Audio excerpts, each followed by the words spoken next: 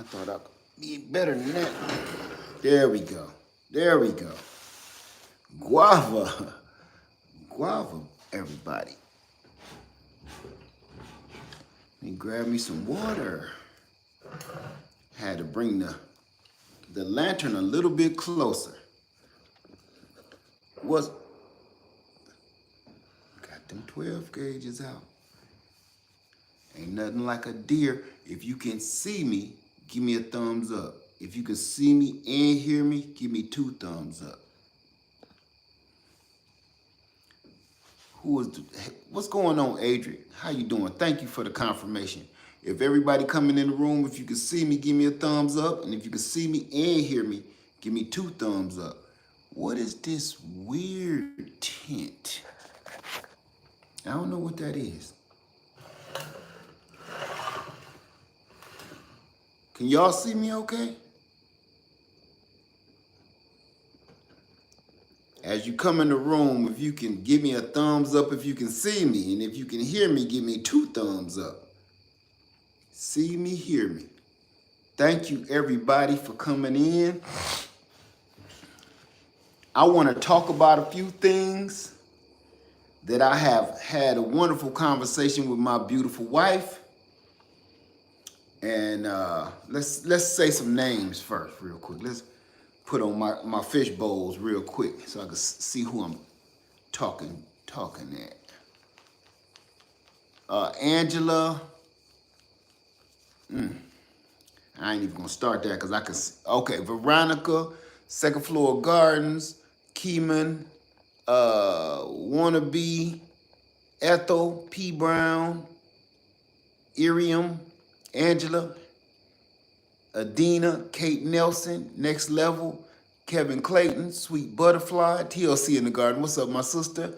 Elaine Greer, Marilyn, Gotti, how you doing?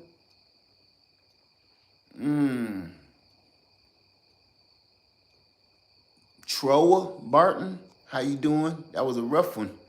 T. Rosa, Pamela, Cynthia Murray. Let's go all the way down to the bottom. Angela, Guava Sunny Day. Renaissance Grandma here. I don't know how I missed you. There you go. There you go. Essence, how you doing? Suzette.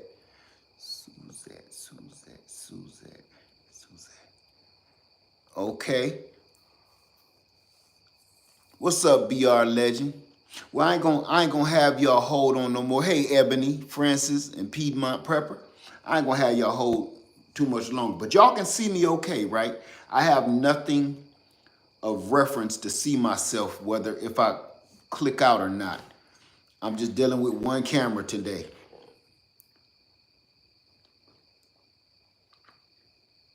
Okay, because it's giving me this funky little look on the top of my screen. Okay, well, okay, see me fine. Thank you, my Renaissance Grandma. Thank you so much. Okay, well, let's get right into it. I got me a cabin. I got me a shed for storage. I put a storage shed on the other side of my land. So, what I will be doing with this location, this is why we're here today. This is where I store things at, inside of this storage shed. Okay? So it looks like you're gonna tell us a ghost story. Maybe. I wanna say thank you to everybody that responded to that community post. That community post blew up.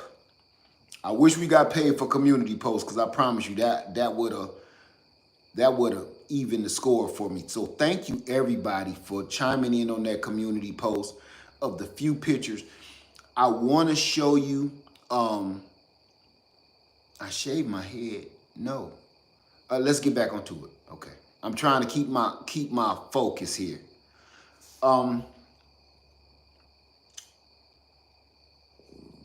I didn't shave my head. I just cut my hair like normal. I just look weird because I'm in the dark. But let's get back into it. Say, okay, say, I've been thinking real hard about cleaning out my shed on my land and setting it up so I can spend more time on the land. Okay, that's a great idea. And that's exactly what I'm doing right now. So, so now I have a place where I can store my things. Let's talk about something though. We always talk about places to bug. Let me try to fix this. Cause see, I got lanterns and everything going on in here. You can see the RV out there. I'll show y'all that in a minute. I'm so far away from the RV. Where I had this shed put is right next to the tents. I'm in the process of taking the tents down, chopping down all of these trees, all of them, even that big one, and just have this whole area. This whole area is where I told y'all when I first bought my land, when I drew it out and I said, this is where my barn is going to be, my livestock, my garden, all of the activities that I'm going to be doing. I put this all in a line because I'm trying to stay on focus with my initial plan. The plan where my house is going to be has totally changed. But where my garden and my activity center part is, that has not changed. If y'all can see me, give me a thumbs up. If you can see me and hear me, give me 2 thumbs up. Anybody in the room, if you can see me, give me a thumbs up. If you can see me and hear me, give me 2 thumbs up. Okay, I had to do that because some glitch just happened. And this is a metal roof, so I don't know. Am I glitchy? Because this is a metal roof, and I know what that does to signals. Okay, good. Okay. My Nomad is doing just fine. My Nomad is in my RV, and I'm about 2 acres away. Well, I'm about an acre away. Okay, thank you everybody for the confirmation. So I want to talk about, and I'm going to try just a little echo because I'm in an empty cabin. Okay, so let's try this. That's a little freaky too, ain't it? Well, let's get some assistance from I'm about to crush your little puppy head. Let's see. There we go. Bourgeois V for the save. Bourgeois V for the win. What's going on, everybody? Okay. Let's get into it. I can put this back over here. All right. Here's the deal. We all talk about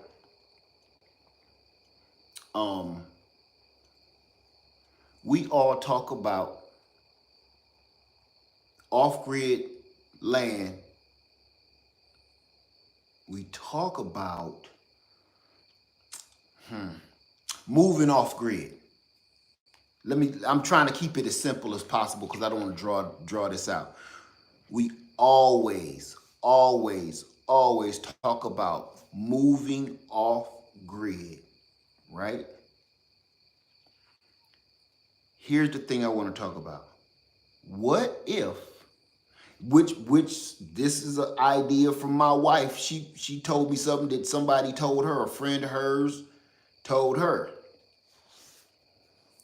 Let's talk about something completely different. Ain't nobody really talking about purchasing land for recreation. Some people are perfectly fine living in the city. Some people do not want to move into the woods, but sometimes they do like to get away. What if you had a house in the city or whatever, and you just purchase some land so you can get away? throw you a little shed on it, and hang out in the shed whenever you want to. I thought about something. I'm going to say this, and I'm going to leave it here. If I purchased another piece of land, I would never tell anybody else.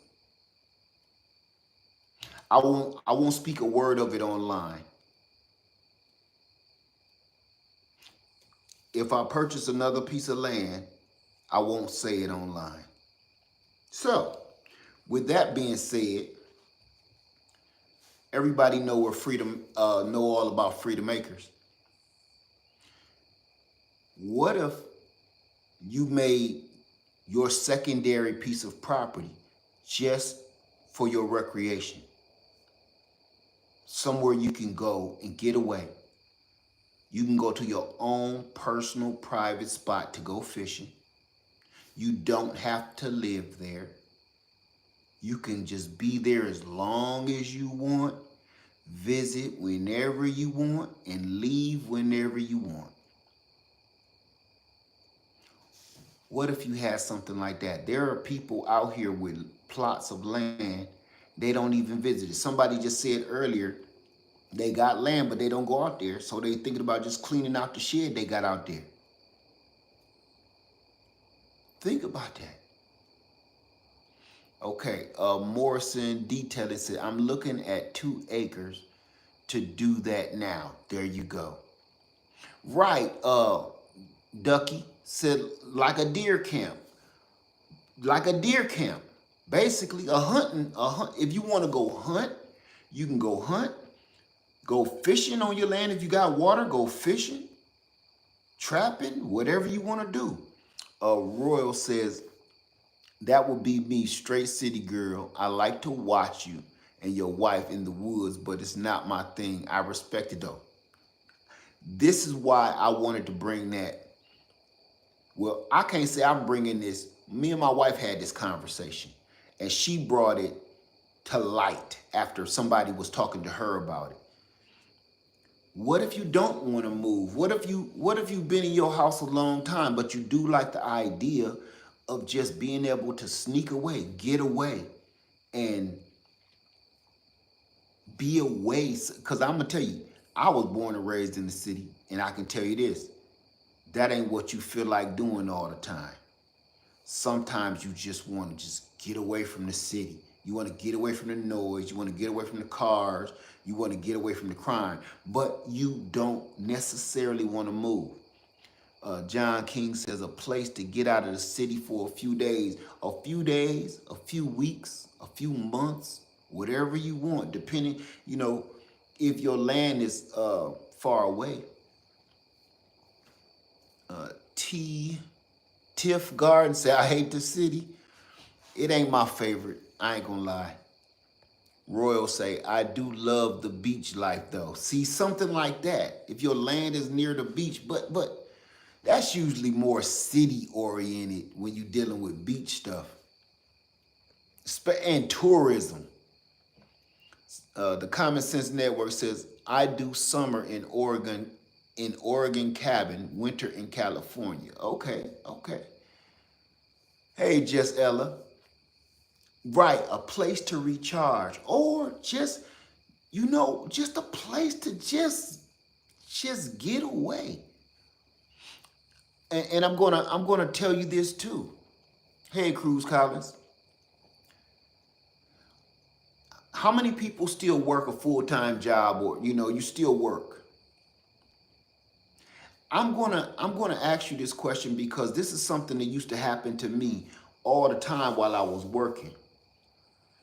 You'll end up working, just say 6 days a week, all long hours. I'm gonna give it a little more grace. Let's say 5 days a week. You work 5 days a week, and you got the weekends off. I know I'm dreaming. Bear with me. Say you work 5 days a week, countless hours every day, overtime. You got Saturday and Sunday off, right? So you bust your hump on Friday. When you bust your hump on Friday, knowing you got Saturday and Sunday off, you go home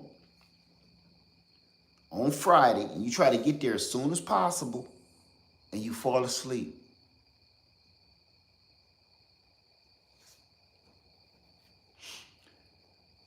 Your friends at work ask you, what are you doing for the weekend? I'm gonna just get some rest, I guess. Just get some rest.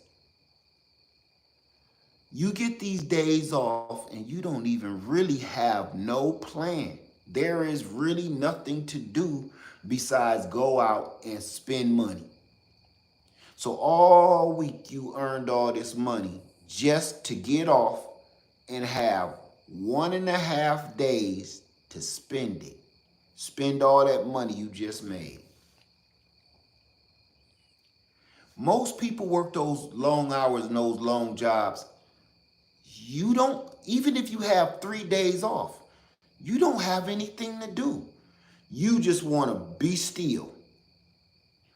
But when you end up just trying to relax and trying to meditate and just trying to just chill, what happens? Your neighbors go to fussing, acting up. Traffic, booming system, cars keep coming up and down the street. The kids out in on the sidewalk playing hopscotch for some reason on your day off in front of your house. It's always something that you just can't relax.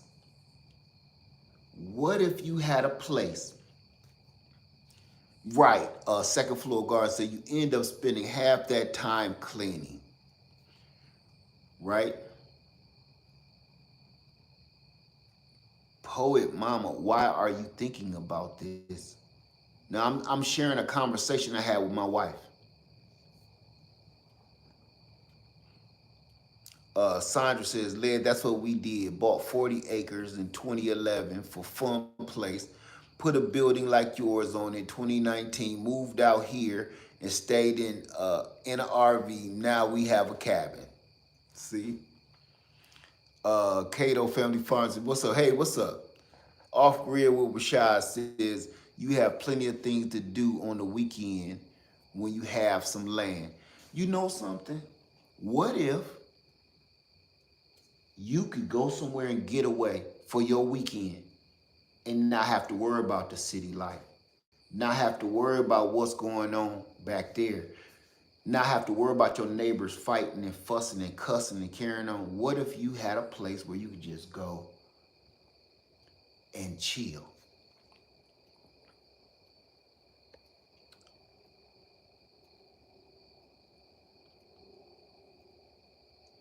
What's a bunky life cabin? And I don't feel no kind of way about it. How do you feel about a bunky house? A bunky, a what? What if you want to get away, but your significant other doesn't want to though? They don't have to. You know what? I had a conversation with my wife today. My wife has to handle business, so she has to go out of town. I have to handle business because not only do I take care of my house, I also have to come and take care of my land. So between the two, I do a lot of traveling. So listen, my wife, she bout it, but this is my passion. This is not her passion. You understand? So, this was our conversation. I'm gonna just touch on it. I'm gonna get off of it. Just because you're married or you have a significant other, you're not joined at the hip. You do not have to stay up in each other's creases 24/7. I don't know where people get that from, but just because you're married, I don't need to be staring at my wife all day. She don't need to be staring at me all day. Even when I'm at my house and we at the house, she'd be out in the garden, I'm in the house, or I'm in the house, she out in the garden. We don't follow each other around. And I'm going to say this, and I'm going to touch on it, because I don't want to go down that alley. But I think that's where, and I'm no professional, okay? Trust me, I got my faults. But I feel that that's where a lot of relationships go wrong is because you think that that person doesn't spend enough time with you, and every time they have a separate interest than you do, you get upset about it. That's not fair. That's not fair to your spouse. Because just because they don't want to do what you want to do when you want to do it, that's not how that works. You know, I don't like doing everything my wife does, and she does not like doing everything that I do. And there's nothing wrong with that. You got to realize something. When you get married, you marry a partner. You marry a partner. When you get married, you do not infuse yourself into one like the little saying says. That's garbage. You do not infuse and become one person. You do not. And people think that's what it's supposed to be. It's, in my own opinion, this is my opinion, mind you, that's trash. You know, just because I like strawberry ice cream, she's supposed to like strawberry ice cream. Just because I like going roller skating, she's supposed to like. And then you know what I hear people say? Man, my wife don't like doing nothing. She don't like going to the gun range. She don't like going, to the football game. She don't. That's not her thing. She want to watch a romance movie, and she want to dance. She want to go dancing, that kind of thing. And we need to give them that space. We need to give them that, you know. So I just wanted to touch on that. If your spouse doesn't want to, it's perfectly okay. Wanda Hill said, I hear you. I spend too much time with my husband since retiring. However, the Bible says the two will become one flesh. You taking that too literally. You taking that too literally. You're not going to sew each other together, and then every step he take, you need to take. That's not what that means. You understand? People take the scriptures, they fold it and take it too literal all the time. And remember, that was translated, and who translated it? Yada yada yada. That's not it. That's not it. Okay. Royal says, I agree. Personally, I don't see how those type of unions diffuse into one. I don't see how they can be happy for real. I'm not gonna begin to challenge the scriptures, but I don't think that's what that means. Not in the literal sense. We help. Say, I know what you mean, but I believe God's word is truth. I know it's truth, but I think you're reading it out of context. Listen to it if you say it literally. Two become one flesh. Flesh. Taking it too literally. I'm going to say this. If you think that you need to stay stuck up your husband's crack all day, good luck with that. Good luck on that relationship in the long run when you hit that doggone 20-year mark. Good luck with that. If you think that you're supposed to stay up your wife's crack all day and follow her around like a little puppy dog, good luck with that relationship. Good luck. I do not think that's what that means, but I don't even want to even start talking about the scriptures. What I'm trying to say is you can have your own interests and have a perfectly healthy marriage and relationship. I love being out here. I love being out here. I love being in nature. I love being outside. I love living like this. It's not my wife's favorite thing to do. My wife loves to read, she loves to dance, and she has activities. She likes to draw. She has activities she does that I'm kind of like, eh. But I respect her.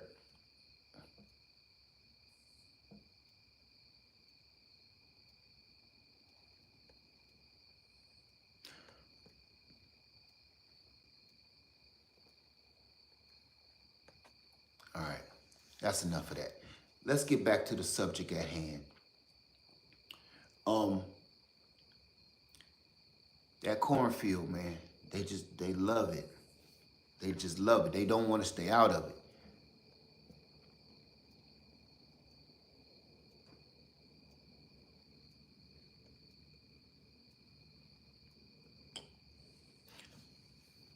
So I'm not a marriage counselor at all. So everybody that's just trying to disagree with how I'm doing it or what I'm doing, I've been married for 31, going on 32 years. I've been with my wife for 35 years. Okay. All that cutesy pootsy stuff was out the window, I think on year 5. On year 5, that was enough of that. I need to do everything you do. I need to eat everything you eat thing. And I'm not a marriage counselor, but we're healthy and we're well. That's all I can say. And honestly, let me bring this into light real quick. If we didn't have our own separate personalities,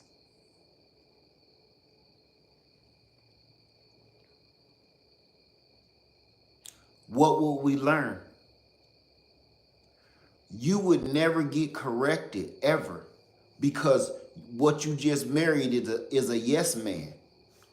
Nobody thinks, somebody that they got to listen to everything you say. They think that you are always a person that has to agree. That's the worst friend, the worst marriage that you could ever, the worst relationship you could ever be in. If you got somebody that just constantly agrees with you because we're supposed to be as one, or somebody that constantly agrees with you because they either fear you, or somebody that constantly agrees with you just because they supposed to know their place, that's a recipe for disaster. Because a man ain't always right. I'm one, take it from me. Trust me, we are not always right. Women are not always right. And sometimes I need my wife to tell me, baby, don't do that. For me, don't do that. And it never fails that she was right. And me, as the head of my household and the leader of my family, my wife giving me good advice so I can always look like I'm shining. You see, that's the thing, man. If I didn't take my wife's counsel, or open an ear to the closest person to me besides God, right? If I didn't listen to her, and I'm always failing at things, what does that make me look like? A fool. So if my wife wants her husband to look like he's shining all the time, so she always speaks up like, hey, baby, don't do that. That's not a good idea. So if I listen to my wife and then boom, I win. Boom, I keep coming up. Over and over and over, I keep coming up. So the perspective from people afar looking at me look like, dang, Led look like he just cannot lose, man. But what you don't realize is I got good counsel from God and my wife. My wife is always in my ear like, baby, I don't know. You might want to think of that. So she has a whole nother mindset of the way I'm thinking. I'm thinking what I'm about to do is perfectly fine. And she's seeing from another perspective, you're going to get hurt doing that. So I beg to differ. I'm not no marriage counselor. I'm just saying, I think everybody in the household need to be heard, even the children. But, the head of household, that's the law. But I do think everybody need to be heard. That's how I run my family. I can't tell everybody how to run their family. So far, so good here with mine, okay? Let's get back to it. That's why I titled this Late Night. Yeah, marriages need feedback. Absolutely, absolutely. I even listen to my kids sometime, I'm not always like, I'm your daddy. Shut your mouth. No, no, you know. Let me see. Locks and Land said, my wife is right about so many things. She covers me in a way that no one else can. That listen, if you want to really think about it, your wife giving you counsel is not cutting down your masculinity. She's helping you be a more powerful king. You know what I'm saying?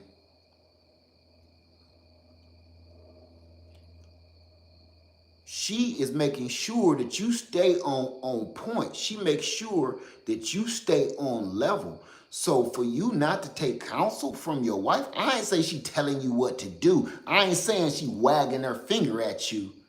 I'm talking about some, if she like, baby, this ain't a good idea.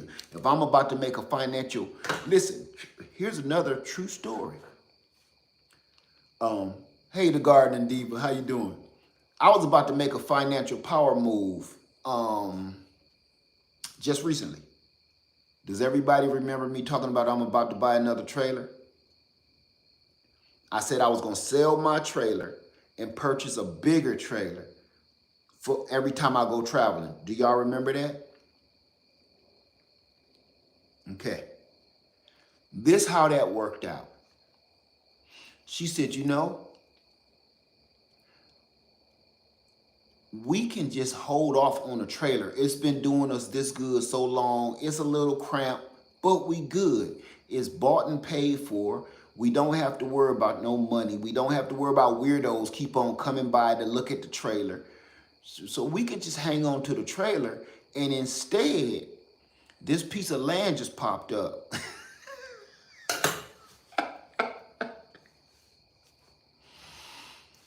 Instead, this piece of land over here just popped up. Let's go look at it. What do my wife do? Let's not spend no money right now. I think we about to do a power move. Don't spend no money.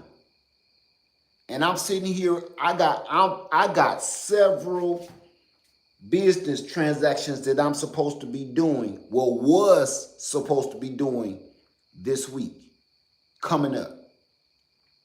She said, I think we need to wait this out. We ain't in no rush. Every business transaction that I have appointments for is no rush for it. And what it's going to end up doing is I'm going to spend money to make money, but none of it's a necessity. Okay, it's just business. She said, I think we better hold on. I want you to look at this land, and I got to go out of town, but I need you to do me a favor. Go look at this. Tell me what you want to do.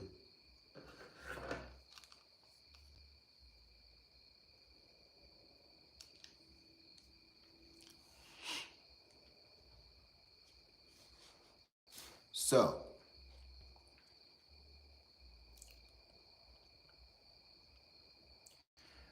my wife is always helping me. So before you go blow that money on minuscule come-ups, financial come-ups, it's time for another heavy power move, a body blow. Okay. I'm not in the mood to be broke again all the way to the ground level, but you know what? It's worth every cent. So, with that being said, I'm going to say this. I'm going to say this.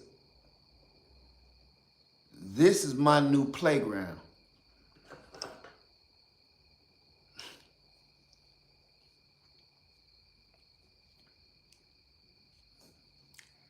This is my new playground.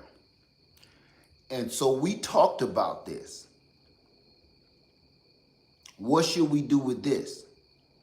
Nothing. Nothing.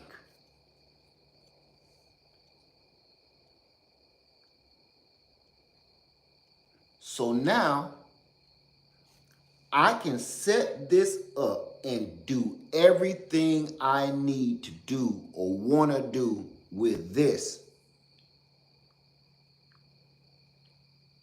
Here's one real quick. I know some people is probably like, well, you saying don't spend no money. You spent some money. You bought that shed, right? No, I didn't. Y'all couldn't tell by the picture?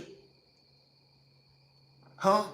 Nobody could tell by the picture what the shed look like? Anybody? I'm waiting on anybody to pick it out. I've been looking through the community post to see if anybody spotted the elephant in the room. Anybody know? Don't it look familiar? That shed in the community post don't look familiar to you? Anybody? I'm waiting for anybody. Pete My Prepper, Kelly Dennis, Erica Taylor. I knew you knew Katina Brooks. How you doing, my sister? Yep, okay. Everybody, you're right. My daughter got a good job back in the city. So she had to go back. My daughter is a chef. And when she scored that job, okay, so she got this. This was hers. So what do? I pay it off. And then I have them bring it, I ain't gonna say the mileage, bring it from the whole other end of my land and bring it here. So all of that land that I cut out in the woods for this shed to be in, who put the drywall up? My son-in-law, her husband. I'm going to redo it. He did a pretty good job. Listen, the man ain't have no power. The man, he did a good job for somebody that ain't had no power, no lights, no nothing. So he did a great job. I ain't gonna lie to you. He did an excellent job. I mean, he didn't finish up here because he said it was getting expensive and they had to focus on stuff, but he did a good job. He made like a little bathroom area here that I'm going to change. And he made a bedroom back here. He closed this off. But what I'm going to do is this back here, I'm going to put a wall, but straight back.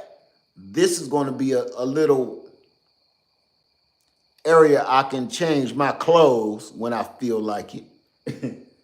And this will be somewhere, if I get tired outside from working, I can just go and take a nap or something, if you get what I'm saying.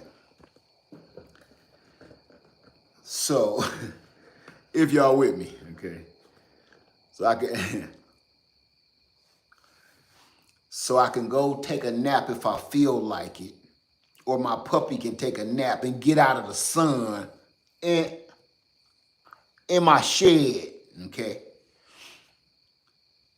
And then I can, if I need to change my clothes, it'll be a separate room over here. I can go and change my clothes. I might have to wash my boots or something in there. If you get, maybe the glasses ain't getting, but you know. So far, I haven't put a whole bunch of anything in it. Marsha said we bought a small dog cabin in Amish auction and it cost $2,000 to move 2 hours away and set it up. The foundation now, that was 10 years ago. It's just a shell. It was just a shell. See? So that's the other thing. I don't, for everybody that's asking or going to ask, I do not plan on living in it. Okay? It's not a livable structure. It's just a storage shed. Okay? We storing furniture in here. We're good. Okay? No, it ain't gonna have plumbing because it's just a storage shed. Okay? No, it will not have a well and running water because it's a storage shed on my land. Okay? Will it have electricity? Yes. I am going to all my solar panels. Let me show you something. All my solar panels are down this entire length of this building. I got 24 feet of solar panels that I pulled up from out there that I have to hook back up over here that I'm going to actually build a stand for them to go on. So, so you gotta say these things now on social media because there's so many people calling people on you to get you in trouble for stuff like this. Oh, you got your daughter staying there with no plumbing and stuff. You can't do that. So this used to be my daughter's and now it's mine. And it's just here for now. And that's it. I even brought me that video I did of that miniature washing machine. That's gonna go back there in the changing room where all the rest of the water is going to be stored at. So I'm looking into the eco flow. Okay, that's a good one. That's what I'm going to power this whole thing with. Eco flow. Said my dad lived in a shipping container when he built our house 30 years ago on the land he bought from his grandfather. He can't do that no more when if people, social media people know, they be done called him on it. He's living below human standards and stuff. Say it's perfect for you guys. Why not? You already have Princess Pup. You telling me. Let's see. So you got to be careful with what you say online. That's for doggone sure. Because people is out here bitching and snitching. Let's see. Jonah says we can't say everything. People nowadays are too much. I don't know I don't know what they get out of it, but they get their rocks off for something. But yeah, so purchasing land doesn't necessarily have to be that you have to go move out and leave the city. Because I always say that because that's my dream, that's my passion. But that some people say I'm never leaving the city, right? So maybe you just want to get away. And this is the way to do it. Until I had that conversation with my wife, I'm just like, I don't even see why people want to live in the city. You know what my wife said? We used to want to live in the city. We was passionate about living in the city. We were city people. We're from the city. Hell, I'm going to be honest with you. We were going to move to Chicago at one time. True story. True story. We were going to move to Chicago. Keisha says, we have 4 acres of rural acres, but it's too far away from where we live and work. Well, mine is far away too. Well, everybody don't drive like me. Suzette said, my hometown, Chicago. Yeah, Poet says, too many people are envious, can't share too much. I don't think it's envy at all. I think just people are just hateful. I don't even want to say they're jealous or envious. I think they are just hateful. They just don't want to see anybody happier than them. That's all. It's not even envy no more. I don't like even saying the word jealous and envy because that's a tough one to me. But I truly do think people are just that hateful and spiteful. That's worse than jealousy to me.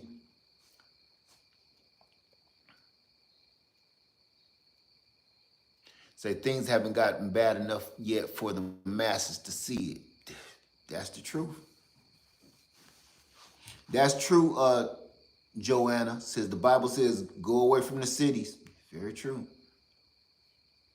So, what do y'all think? What if you had like 15 acres of just playland?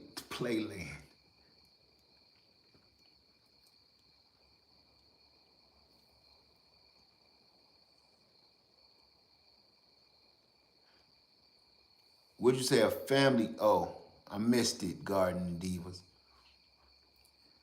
If I feel like I want to have like a family compound, okay, something like that, yeah. Say I would turn some of it into a retreat. Nope, nope. That's one thing I'm never doing. I don't want nobody here. If I need to use this piece of property to make money, I'll use it with the livestock and I'll use it with the garden. I'll use it with the wood. I will never, I don't want anybody here.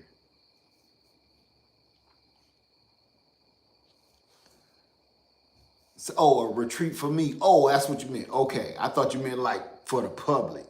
It's like, no thanks.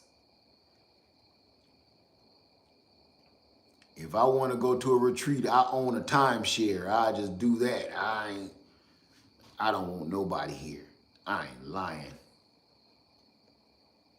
Right, Katina Brooks. A playground for adults, hiking, fishing, relaxing, training, my Glockwilers. Right, right, right.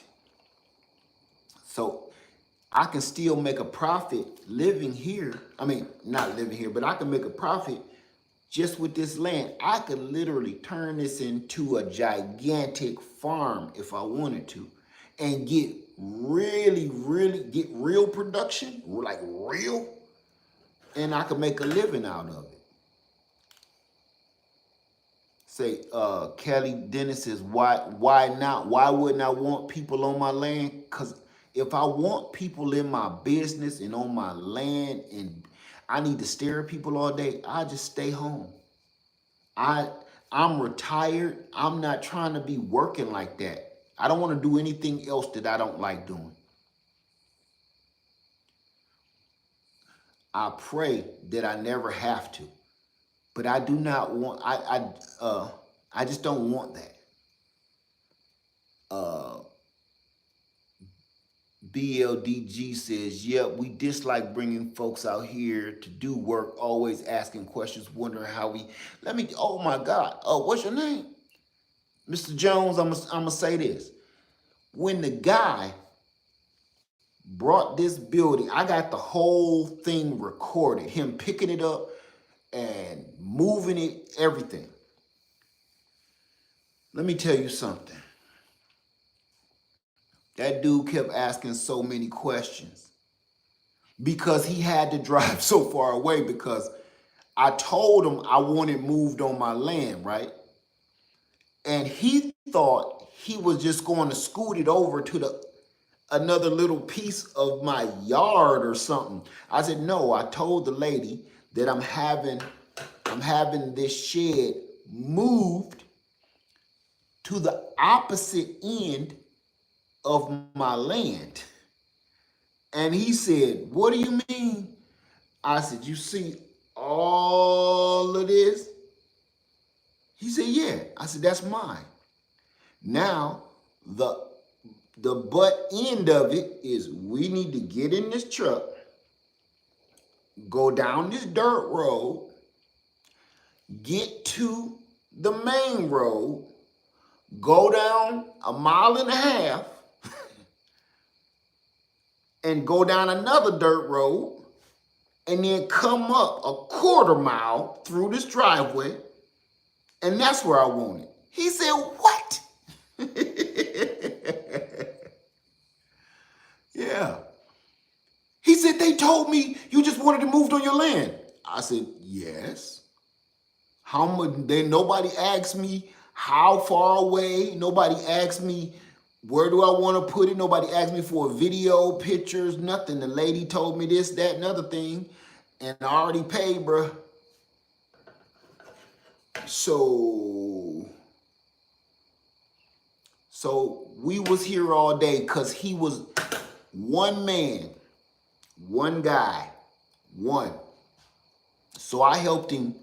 I had to help him because he couldn't do this by himself. Plus, I ain't gonna lie, I think I could use a little bit more leveling. I'm gonna put my leveler on here too, but I just feel weird. And I don't know if it's an optical illusion as I look out the window, or I don't know. But I don't know, I feel funny. I feel like something gonna roll off the table. Nothing have yet though.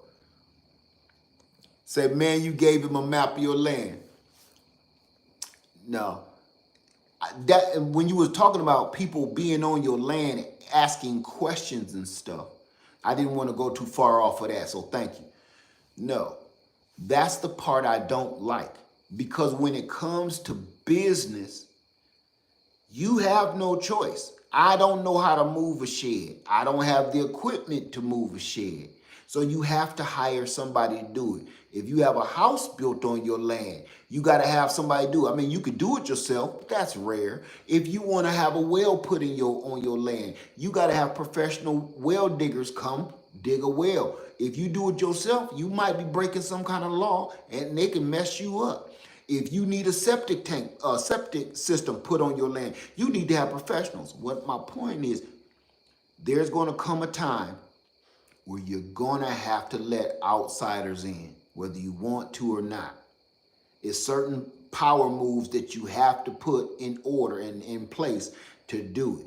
The only thing you can do is make sure that your land is secure. Before you go calling a bunch of people, make sure you got all your cameras up, all your trail cams up. Make sure all of it, you got your private property signs around your grid. You got to do that. Okay, so if you end up catching, and bring your heat. Keep your heat on your hip. Keep that doggone leg warmer on your hip. So there's nothing you can do.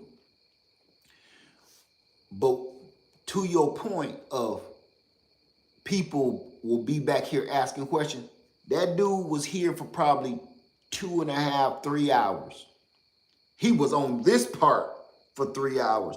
He was on that part for like an hour. And I ain't gonna get into that.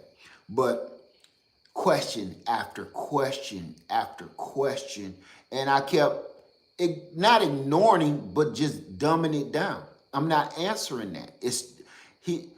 When you're on my land, like for instance, he's like, how many acres do you have? I said a handful of them. Is this your RV too? No, that belonged to my neighbor. What's going on with those tents? Oh yeah, I had a slumber party a week ago.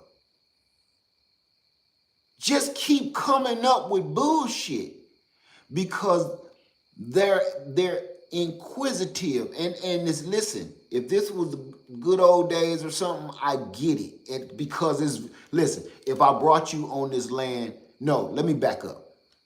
When I first got to this land and looked around, I'm like, what the hell is this for? Why did they do this? What is this here for? I don't understand what this is. So I get it. When you walk on some acreage and you see objects, it's intriguing. But I don't trust this dude. I don't know this dude, you know? So every question he asked, I gave him a BS answer. Just because it's none of your business, man, please, with all due respect, can you get back to putting my shed on the. This is we ain't buddies, man. I ain't, and it's no disrespect because he was a good guy. No disrespect, but it's none of your business. Come get my shed, man, and set him up, and I bid you adieu. Thank you. I appreciate it. Here's a tip. That's it.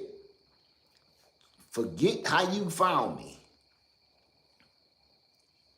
Uh, and paid him in cash. I don't want you to have my name or nothing.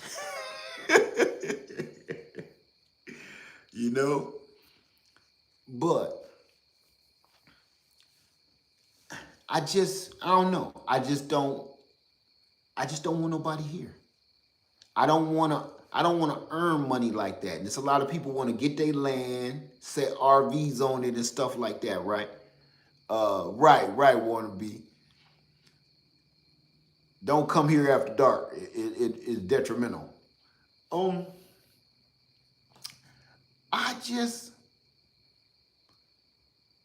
Mr. Jones says, yeah, we act like we are working the land for the owner. Sometimes we has supplies delivered. We are house sitting or landscapers. Yes, always a tip to go quietly. And you want to know something else? I don't want, you know how when you got something, you say you go to Walmart and you see something that piqued your interest. When you go home, you tell your wife or you tell your husband, hey, babe, guess what I saw at Walmart today, right? That's going to be the discussion at the dinner table. I don't want to be this dude's discussion at the dinner table.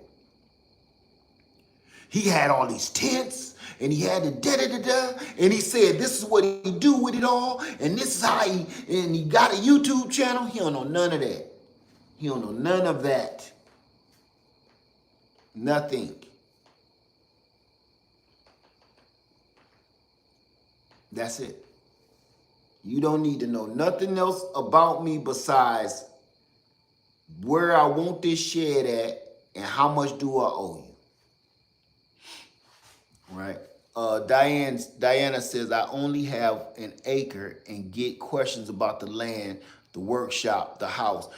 Shoot, an acre is a lot of land.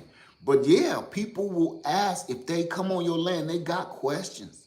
And look, that's why on here I try to have people ask me questions that's not personal though. And I know that's a thin line. But yeah. Right, RJ. It's sad we have to be like that these days. But I don't want nobody saying, hey, a friend of mine said you had some RV for sale back here. Man, get out of here.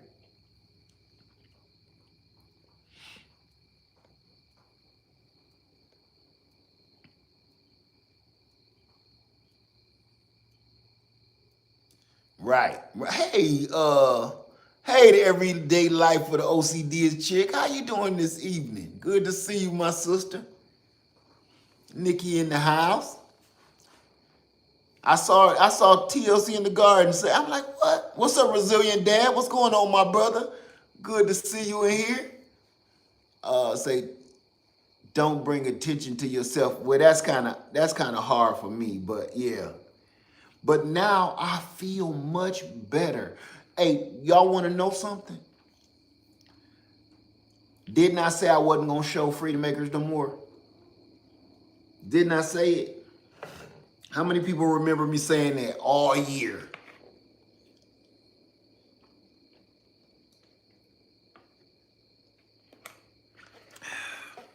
All year I've been saying I ain't showing Freedom Makers no more. I had enough. But in the last week, that camera been getting real loose on the doggone tripod, ain't it? That camera been getting real loose on the tripod. Cause I'm like, with the power move I just pulled, I take you with me. I don't care no more. I don't even care. But the personal questions, I won't answer no personal questions. But we back on and popping. This ain't that no more. This, you know what I'm saying? Yeah, had to get rid of a couple trolls. Yeah.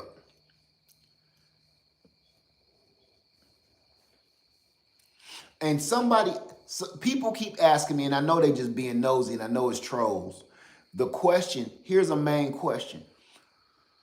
And I'm going to ask y'all, because they keep asking me, y'all see this all the time. Should you, how far away should your land be from your house? If you plan on doing this, say you want to keep your house in the city, like me, but you also have a little getaway spot somewhere else or some rural land. People keep asking me, how far away should that land be? I don't ever answer that because it doesn't make a sense of, okay, somebody said a tank of gas or less. Okay, that's a good answer.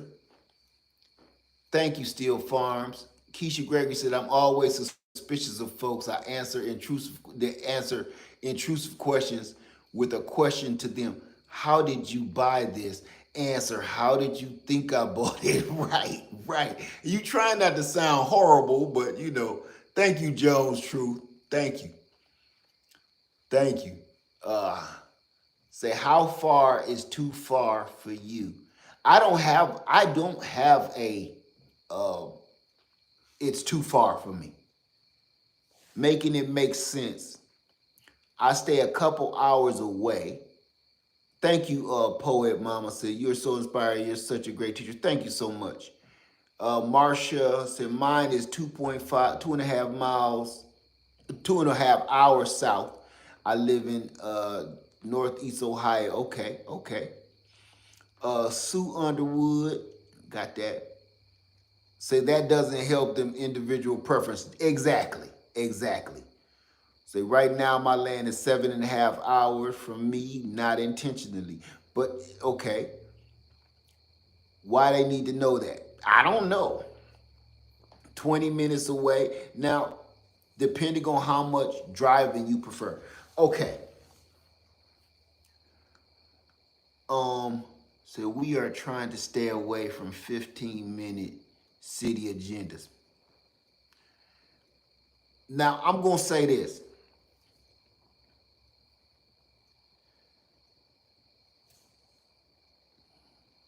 My initial dream back in the day, before I owned any land ever, because this is my second time, this is what I wanted. I wanted my land to be close to my house. I wanted to be able to like just jump in the car and get in and go and just be around. It's like my land is around the corner or something. But I'm glad it never worked out that way. Um, I like, so if I had to a remote job, the sky would be the limit. Exactly. I'm gonna say this too. It's nice to have your land somewhere else where the weather changes. The weather is different, right? When the weather is a little different, and it just gives you another sense when you meet up and end up in another grow zone. It's it's I like that. Because say you're cold where you are, it is not as cold where your land is. And that's that's what I like. Keisha Gregory said, I want land where I can grow citrus in the ground, but not exactly all the way in the south. Uh Not well. That's the not all the way in the south. Like how far down you trying to go, Keisha? Like, or you don't want to go rather. Carmen Shields is rise up, led. All has went. So rise up, led. All has went full circle.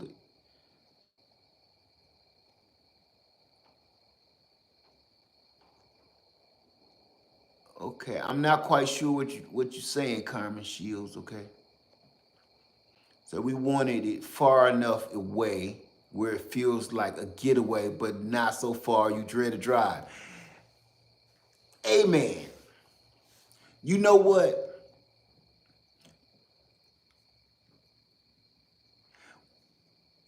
I enjoy the drive here. It's long, but I enjoy it. And I do it often. And I don't mind. I used to be a truck driver, so I don't. And I travel. Y'all see me, I travel the country constantly. I'm up and down the East Coast constantly. So it don't make me no difference. You know, I've been to Florida like 4 times this year. And I don't even record it. I don't let nobody know I'm there. And it's no big deal to me. Katrina Anderson, hoping for land that's far enough away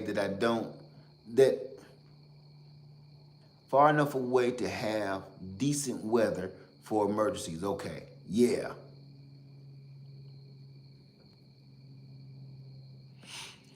So, do I got any questions?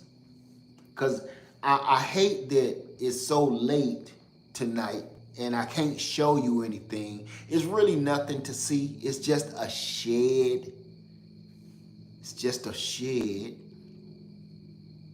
That's all. No big deal. I do want to show you one cool thing though. I do want to show you one cool thing. Come on, Mom.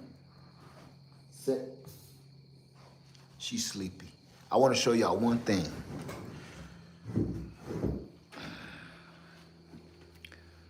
That is so cool to me. Watch this.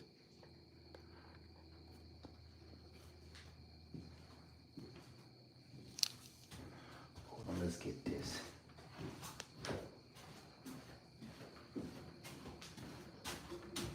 See, I got my wood stove in here.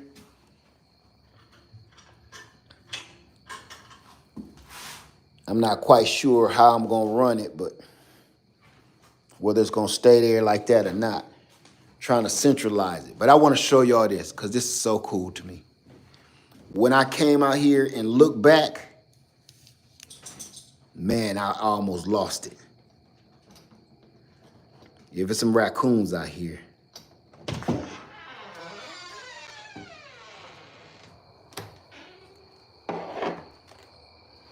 Can y'all see that? Watch this.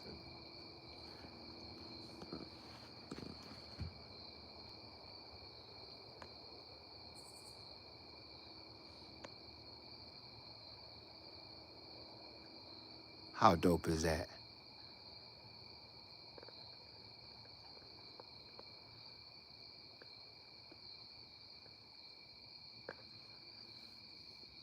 It's an acre away.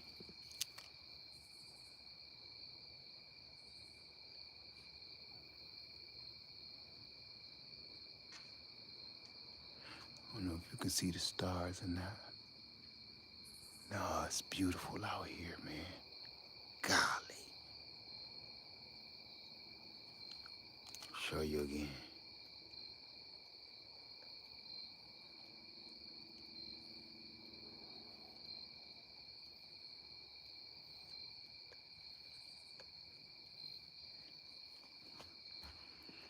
Okay.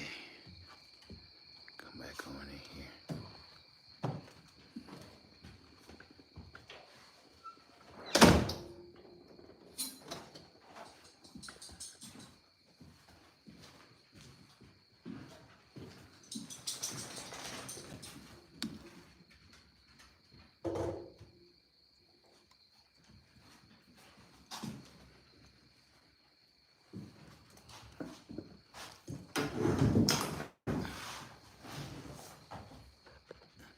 Okay.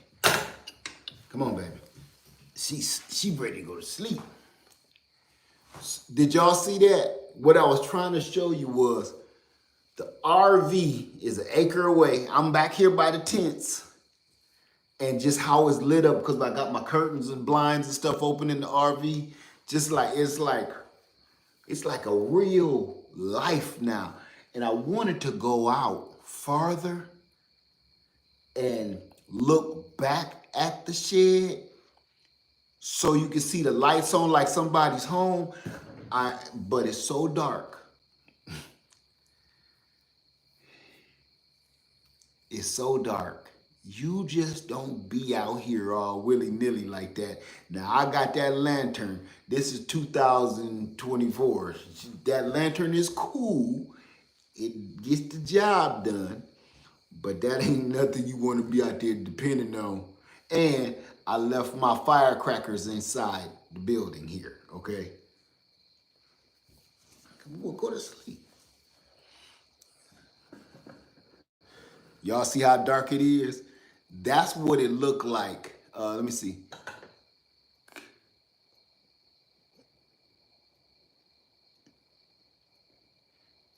Wait, that's a good question I want to answer.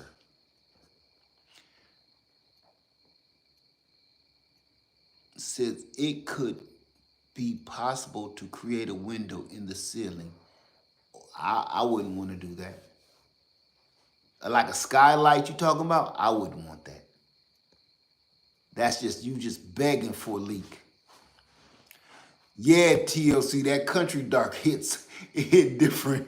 It hit way different. You may need a solar street lamp. I don't want one. I don't want one. You want to know something? I know this gonna sound crazy. How you doing, bad dog? Listen, I like it dark like this. I know it's not safe. I know that's not safe. I don't want a whole bunch of lights. I got infrared cameras all around here recording every move you make on this land, right? I don't want a whole bunch of bright lights everywhere. Maybe a one here and a little light. I don't want all of that. I just don't. I don't. I feel like if I want some light out there, I'll go light a fire and throw some logs in it. Say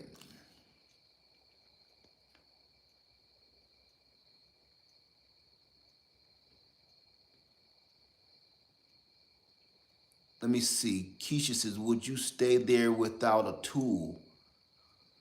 I don't go nowhere without one, so no.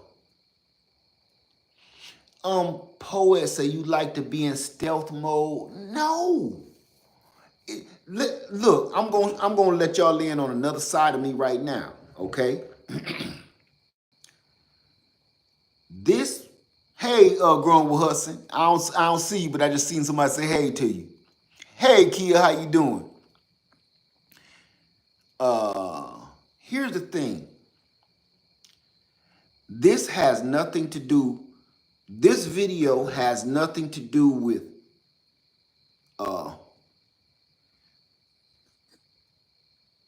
say I don't have one that scares me a bit about being alone. Yeah, I wouldn't be anywhere without mine. Okay. I'ma say this. This video has nothing to do with survival, tactical, none of that. None of my normal stuff. Okay. This video, I wanted to talk about something a little bit softer. That's why I'm not like, hey, we gotta buy land, we gotta get out of here, we gotta leave the city. I ain't doing that on this video. On this video, I'm giving everybody that is totally opposite of that, put this on their temple too. Like, what if you just want to get away or go play? You like playing golf? You don't got to go to the golf range. You can set you up a golf range right here. You like to go fishing? You like to go hiking? You can hike your own land right here. You can test all your camping gear right here. If you having a family member having a wedding, you can have the wedding right here. Family reunion, you can have it right here. Thanksgiving, if that's what you celebrate in the holidays, you can have it right here. You can do anything for the money that it would cost you to do all of those activities that I just told you, right? Let's be honest. Think about all of the activities I just said that you do all year round. Family gatherings, family reunion, weddings, birthday parties, yada, yada, yada. For the price it would take you to do all of those activities, you could buy some land. You could buy a piece of land somewhere I want you to think about it. Right, unlimited parking, free parking. With all those activities that you do every year, you could save that money and buy a piece of land and then be able to do it for free forever.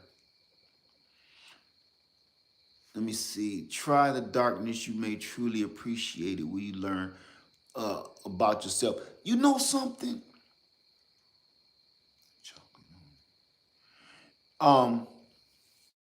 You can go biking. You could go four-wheeling. You could do whatever you want to do. Now, somebody just said something that sparked me. Oh, the darkness. I'm going to say something about why I don't want a whole bunch of big, bright city lights here. I did a video and I called it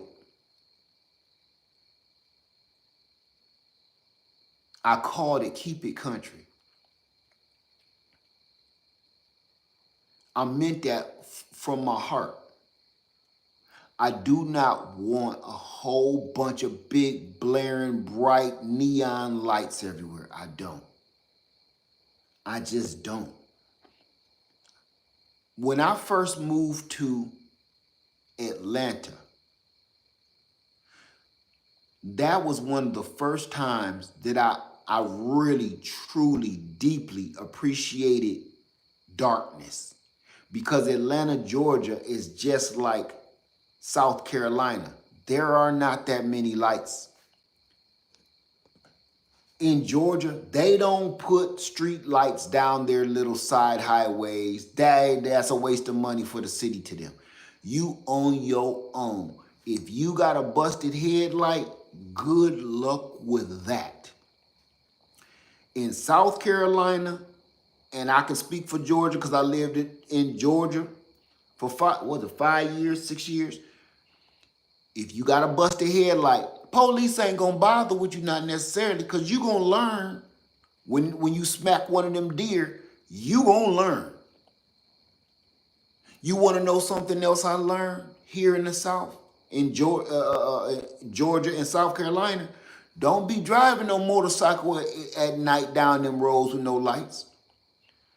You gonna, look, one minute you ride on your motorcycle, the next minute you gonna be riding on the back of a deer. That's why I don't ride like I used to. Since I moved to the South, I don't ride my bikes like I got a bunch of bikes. I don't ride them like that. Motorcycles, I don't ride them like that. Y'all have seen them. I got a whole Harley. I won't do it. It got to be the right season when the bucks is done mating and the deer done mating and they all running across the roads and sniffing each other buttholes. I don't ride my motorcycles during that season. Like right now, son, nah, no. At dusk and dawn, you hear me? Deer are like vampires. Dusk to dawn, I don't play. Everybody be speeding past me, not me. Let me tell you something. This is God honest truth. Me and Lady Led leaving. Now, she was here in a separate car because we had to transport some stuff here. That's another story. But Lady Led is in her car and I'm in my car. And I'm riding the curb lane down this highway. And she was behind me and she was coming around me like this. I couldn't call her on the phone in time. So I picked up my two-way radio. And I'm like, hey, you got it on? Got it on? She picked up the radio. I said, let's stop, slow down, go behind me. She's like, what's wrong? Just get behind me. And she see me slowing down. So I'm talking to her. I said, you see how I'm slamming on the brakes? She said, yeah, what's wrong? Something wrong with your car? No, you don't see that big, gigantic buck coming out of the woods right there? She was like, oh my God. Listen, let me tell you something. This buck was so big, his chest and his head and his antlers was so big, it didn't look real. The only way I knew that it was real, it did this. One time while I'm driving slow, it did it one time like this. And it had one leg up like this. And you know how people put them in their yard? So it looked fake, but he did this. She didn't catch that. I did. Because I always drive slow. Why? Because it was dusk. The sun was going down, the sky was orange, and I just caught that buck out the corner of my eye. I'm doing 40 mile an hour on a 60 mile an hour road. Not doing it. I'm not doing it. So she was like, oh my God. I said, baby, we ain't in the city no more. You got to slow down. Stay behind me. I'd rather tear my truck up than tear your truck up. Stay behind me. You know? Woo! Them two-way radios is everything. I knew I didn't have time to call her on the phone or voice call her on the phone. No, that two-way radio was on because we had been on the land with them all day. Say, Led, do those whistles that go on the bottom of your front end work? I heard they don't. I've never had any. I heard they don't work.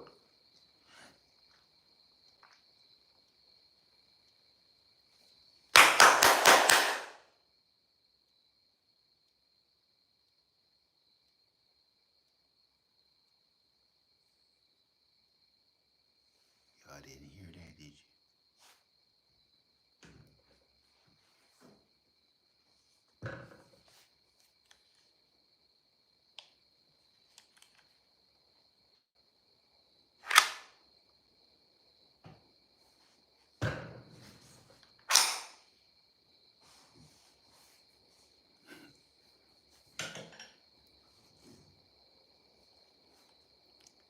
We in the wild.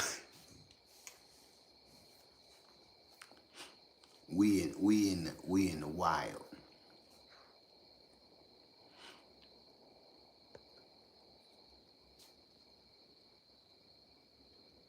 And here, want to know something crazy too? I'm about to. Hey, Missy Hawk, what's going on? I'm gonna tell y'all something right now. I know we've been in here for a hot minute.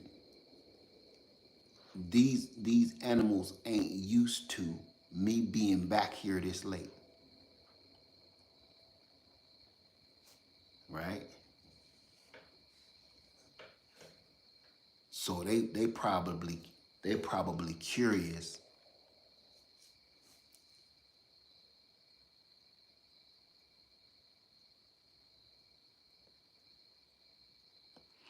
So for real, this is are the mosquitoes bad there? The mosquitoes are bad everywhere this year. Matter of fact, you can see I got my thermocell sitting on the window right there. What am I hearing, Led? Raccoons? I don't know. I can't see them. But you know what they heard? I heard them, and they heard this thing lock up. And we must be cool because she ain't growling. Do I have any questions, y'all? I don't want to keep y'all. I'm just in here chilling, and I'm not sleeping in here. For yeah, my window is open. No, that's a screen. Screen. It just looked like that from the lighting.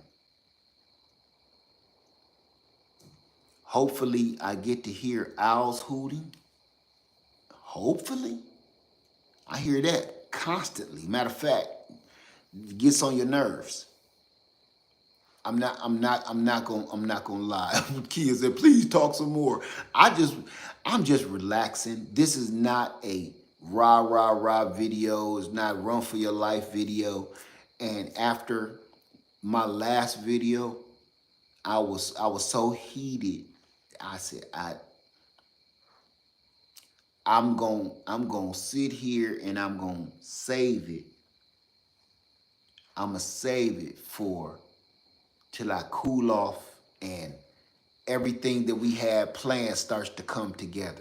So this what all of that was. When y'all, did you start first with your RV on your land? Yes.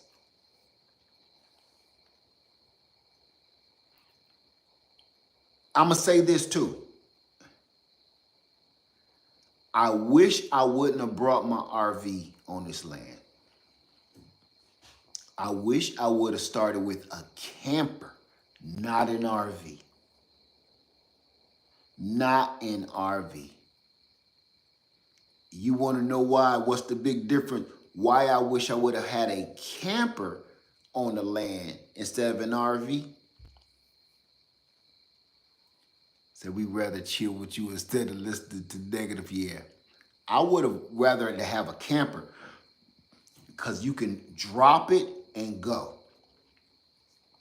When you're ready to move a camper, you just back your truck up to it, hook it up, and take it away. Here's the difference with an RV. If your RV's sitting there for 2 years and it starts to settle in the ground, it literally starts to shift, just like a camper will. It'll start to shift. So now I'm leaning like this in the RV. Here's the thing though. They both gonna do that. You can move that camper. If the engine don't start on this RV, I'm just stuck there.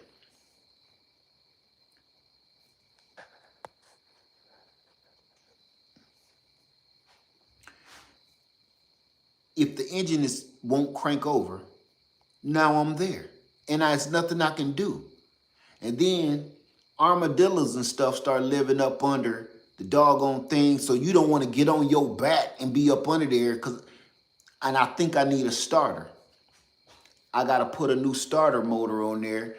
And I got to get up under there. So I want the RV gone so I can sell it. I have no more use for my RV.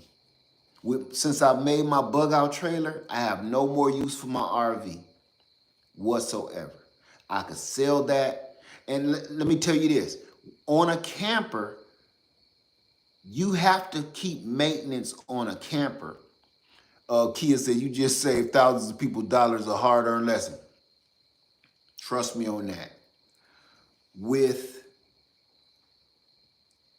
both of them, you have to maintain both. You have to maintain both. But with an RV, not only do you have to maintain, the inside and the outside and the electrical, you also have to maintain the drivetrain. And if you got a car and it's just sitting all year and you got a car that sits for 2 years, you're going to have problems. All the fluids going to need to be changed. All the linkages need to be lubed. So, you know what I'm saying? That right there got me in a pickle right now. So what I'm going to end up having to do, unfortunately, I may, if I put a starter on there and it still ain't moving, because I know that's what it is, I'm going to have a wrecker come back here and pull it and take it somewhere and have it fixed. I don't have time to be fiddling around with it. But I want it fixed and done right so I could just sell it.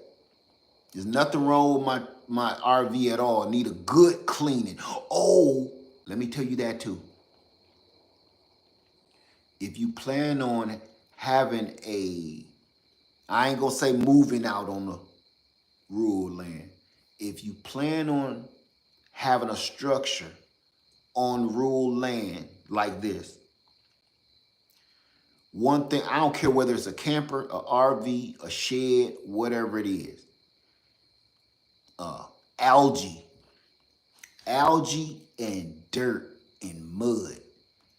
That stuff start growing up the side of your structure. It don't matter whether it's an RV, it's a camper, and then little trees start to grow up underneath and grow around your wheels, and you don't want that. You do not want that. If you go and park your camper or you park your trailer there, if you don't constantly weed whack under your RV, you don't think nothing's going to grow because there's no sunlight under there, right? If you don't put some kind of side rail, side guards around there so no to block the sunlight, everything gonna grow under there. And if you ain't, yes, green algae, Michonne, green algae. And then you get these weird vines that you ain't never seen before start wrapping around your axle, wrapping around your brake line, wrapping around your transaxle, all of that. You don't want that. And it'll end up going up and finding a way into the cabin. You don't. Ask me how I know. So before you put a structure on there, I hope you heed this warning. This cabin, I don't have this cabin setting up on them high bricks no more because it's just a shed, okay? So I knew no plumbing was going to be done here because nobody lives here. So it's just sitting on 4-inch blocks, standard. It's a shed. So I'm going to put side guards so nothing grows up under this mug. Whatever I need to put, that corrugated steel, whatever I need to put around it. So that's going to deter. It's not going to stop. It's going to deter animals from living up under here. Did I put gravel underneath? No, because it's not sitting just flat on gravel. Maybe lay a slab of concrete to park an RV on. What are you talking about? No, don't. Why would you? No, you wouldn't do that. Do you know how much it costs to lay a slab of concrete for an RV to park on? By the time you lay a slab of concrete, you could have just bought a shed to set on the ground. You just don't want that. Kia said, I got here late. What's the purpose of the shed?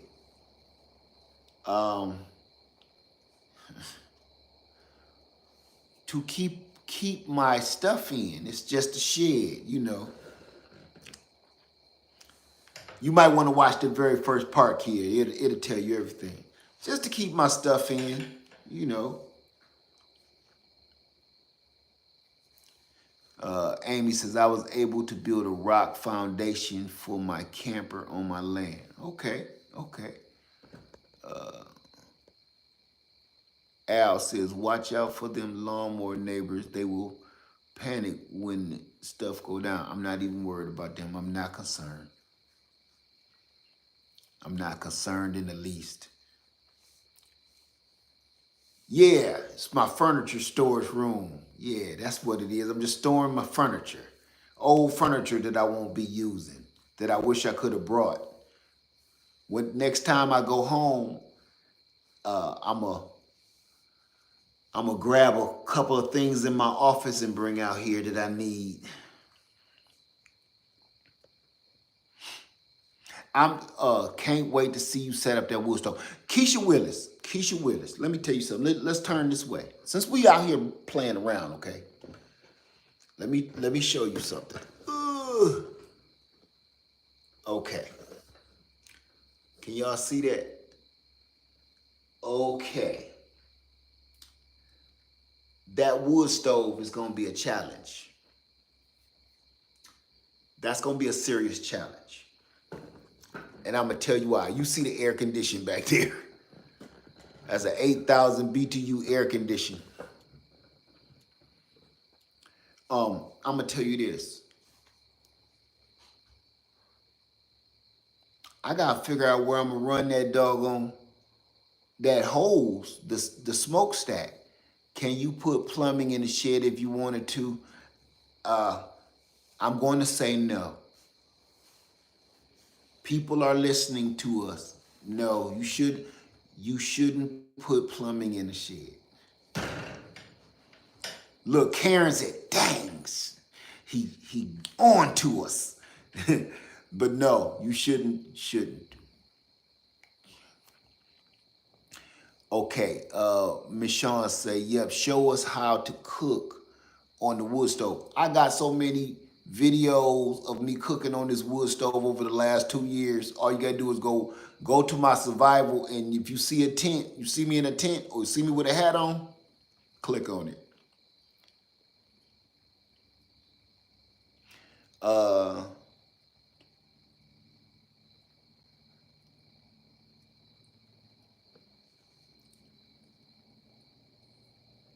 what are you talking about? Wanna be crafty?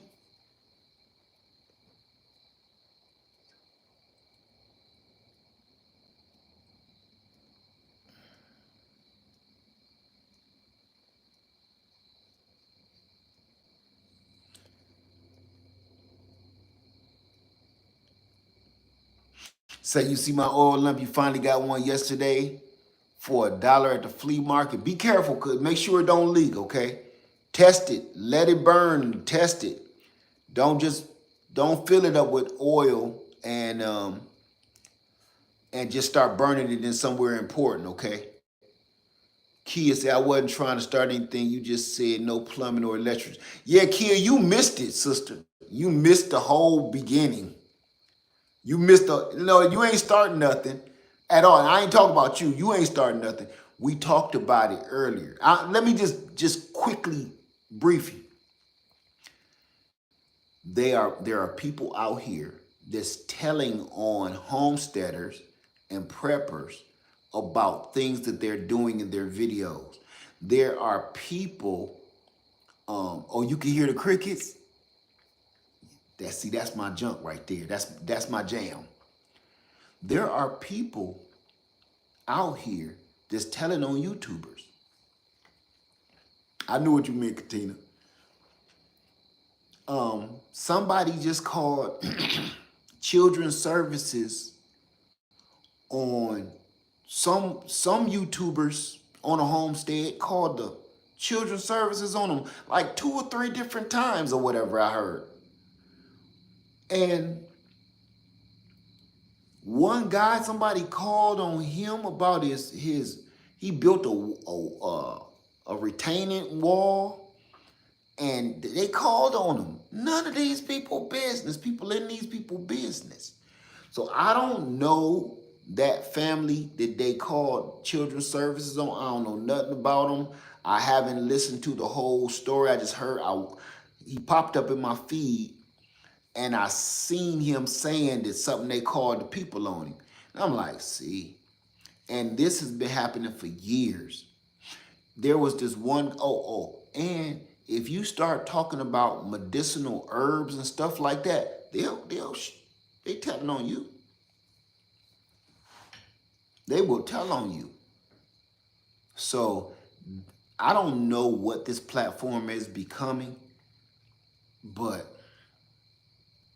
I holds it down. I'm cool. Everybody ain't got to know everything. And everybody like, show us lead, show us lead. And I'm like, no, I would love to. I would love to show you everything. You know what, I'm be honest with you. I would love to bring y'all here with me. Set up your tent out here on my land and relax. Let's sit around the campfire and really talk, really have a good time like we doing on here. But you can't do that these days. I've tried it with my survival camp, and you don't realize that when you invite a whole group of people, no invitation, just y'all come and meet me here, you invite the devil. When you let out an open invitation, you better believe that the devil got one of those flyers, and it never fails.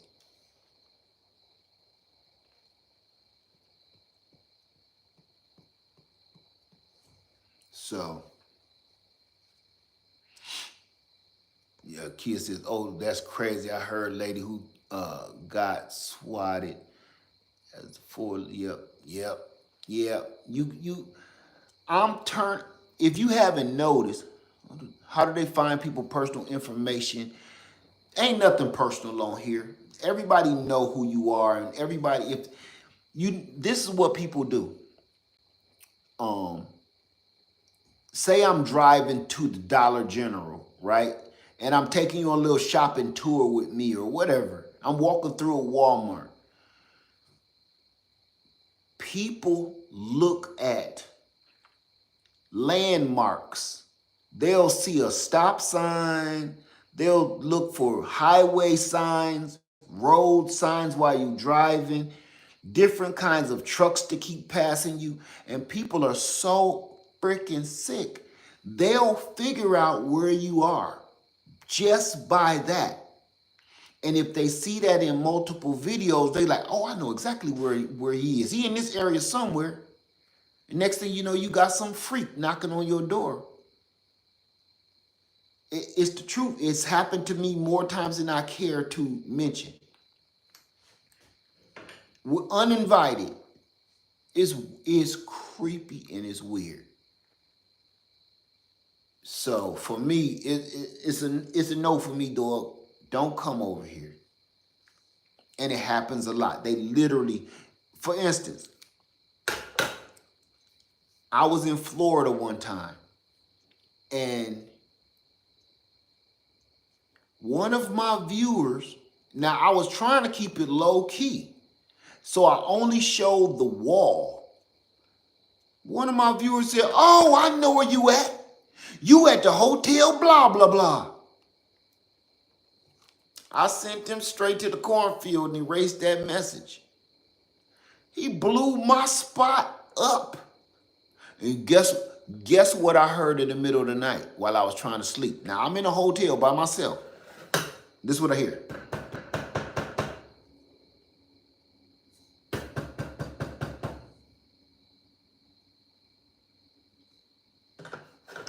Weirdos, man.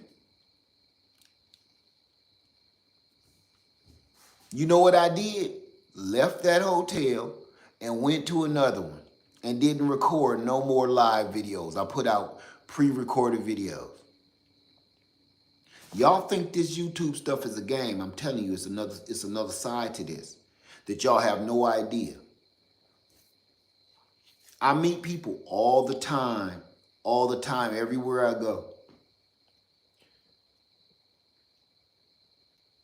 Said, question, do you miss winter season? I live in Maryland and went property hunting and realized I can't afford to buy a property here. A quarter acres is like 200 to 300,000.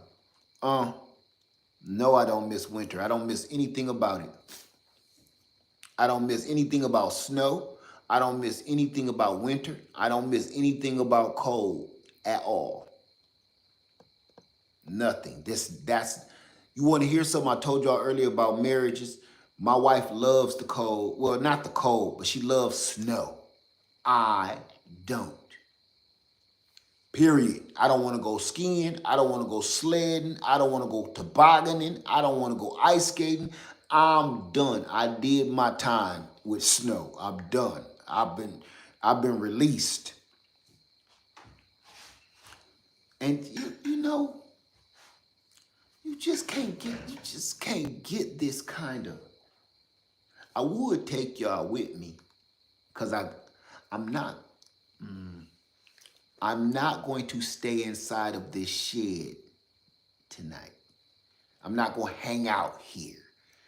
I need to make my way back there. But I gotta get to the Jeep. Y'all with me? Let me make sure I got everything. I'm gonna say good night to y'all in the craziest way imaginable. Do y'all want to go with me? I'm literally going to travel across the land and get to the RV. Y'all with me? It's scary as all outdoors. So I got one of them things. Okay, I gotta get myself together. Cause I got her. Normally I don't care, but I got her. And it's pitch black, and I've never been back here this late before. So I'm not gonna hang up. I'm not gonna hang up. I'm gonna keep this going. I'm literally gonna take you with me, okay? I gotta try not to show my popcorn popper. All right, come on, baby. We gonna go. You just gotta hold on to me tight. Let me close these. Let me close these windows.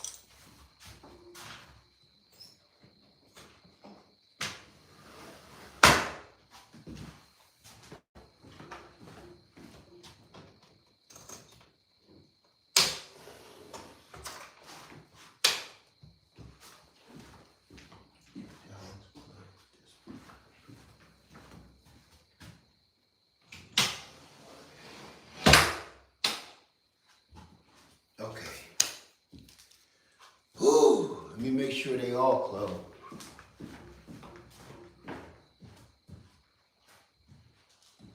All right. Y'all ready for this field trip? Wait, baby, wait.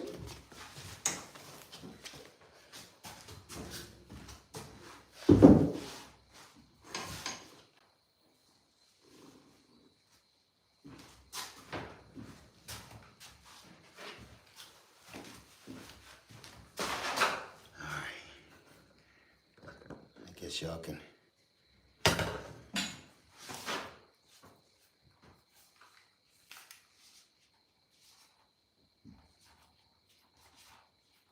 She cold and sleepy.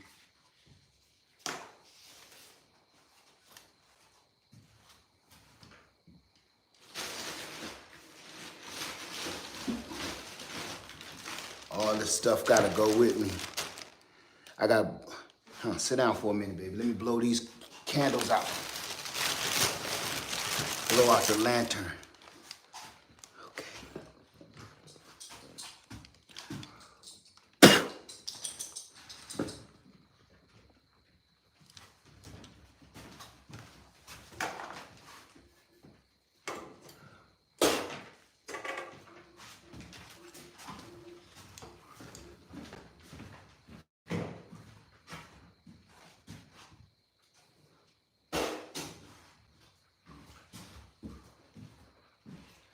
I got a tip for y'all too.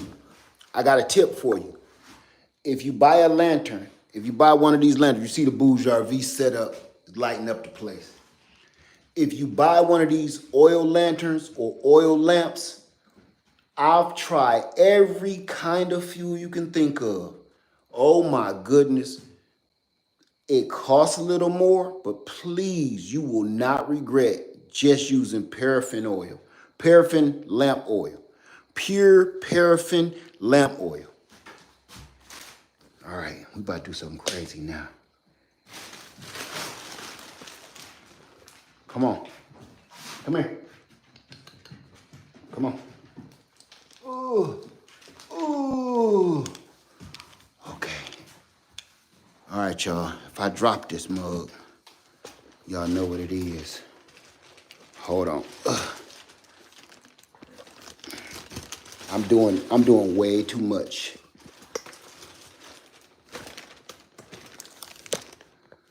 But y'all asked for it, so you gonna get it.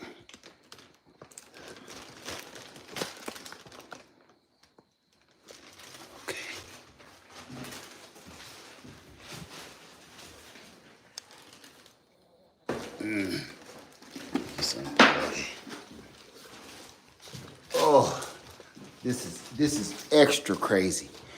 You gonna have to walk. I'm gonna keep my eye on you. Come on.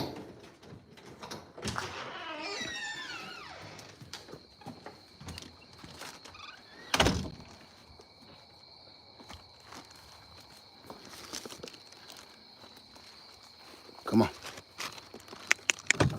Let's go.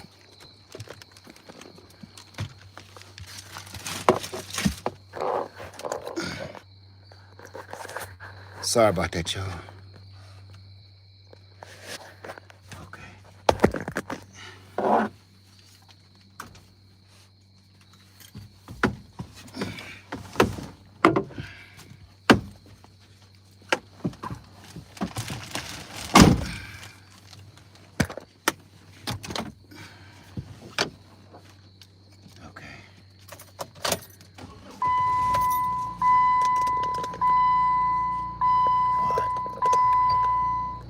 Y'all ready? Y'all with me?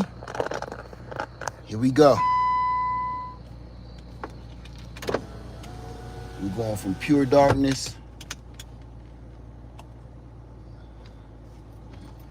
Okay.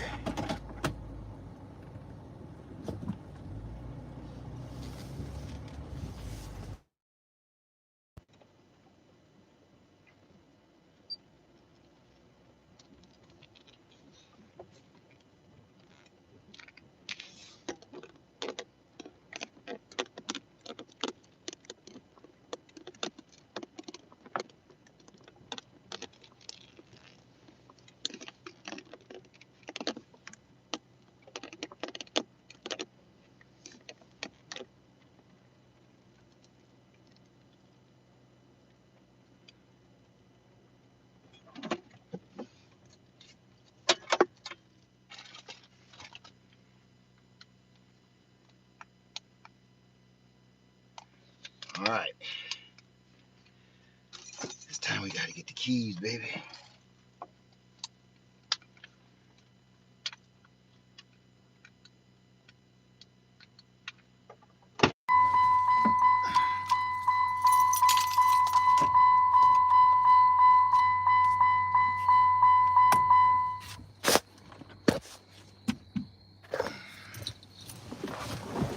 Come on, let's go. Let's go. Come on.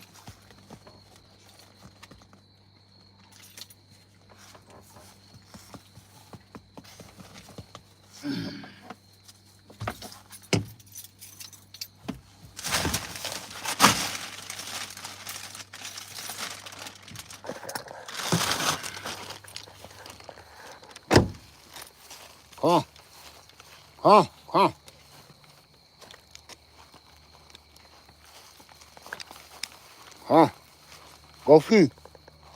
Go see. Oh, you good.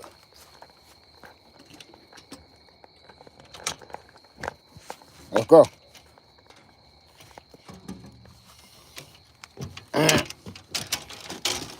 Ooh. Okay. Woo! We made it.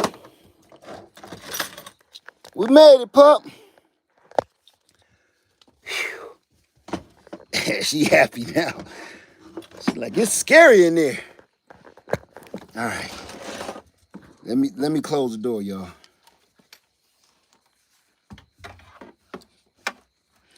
Got my shoe trapped.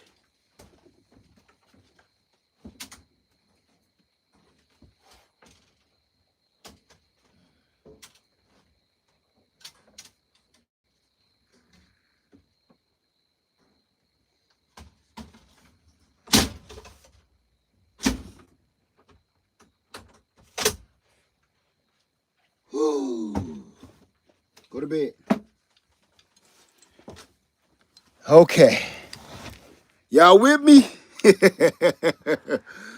That's crazy, right? Now, and you can't see the cabin because it's not lit up, but it's all the way out there. Okay. So, normally, when I have my generator going, let's get on something else. Now, I'm trying to just give y'all a couple of tidbits that ain't all like tactical or run for your life. Where's my curtains? Right here. See? I got curtains all the way around. And blinds. Well, just blinds, rather.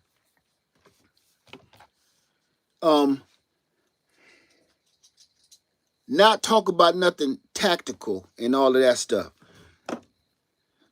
Listen, just have your flashlight no matter what you do. Get you a good, dependable flashlight, period. Because normally, we walking out there in the dark. I ain't driving my truck all the way around all of my land. I don't like doing that. Here's another one. We're going to talk about essential pieces of equipment. Y'all with me? We here this long. Y'all might as well ride with me. Essential pieces of equipment. They got me through the hurricane. Everything I use out here on Freedom Makers got me through the hurricane. Okay, let's talk about it. I'm gonna tell y'all one super essential piece of equipment. My EcoFlow dual fuel generator. The EcoFlow dual fuel generator, both of them. I'm gonna tell you why. Led, why?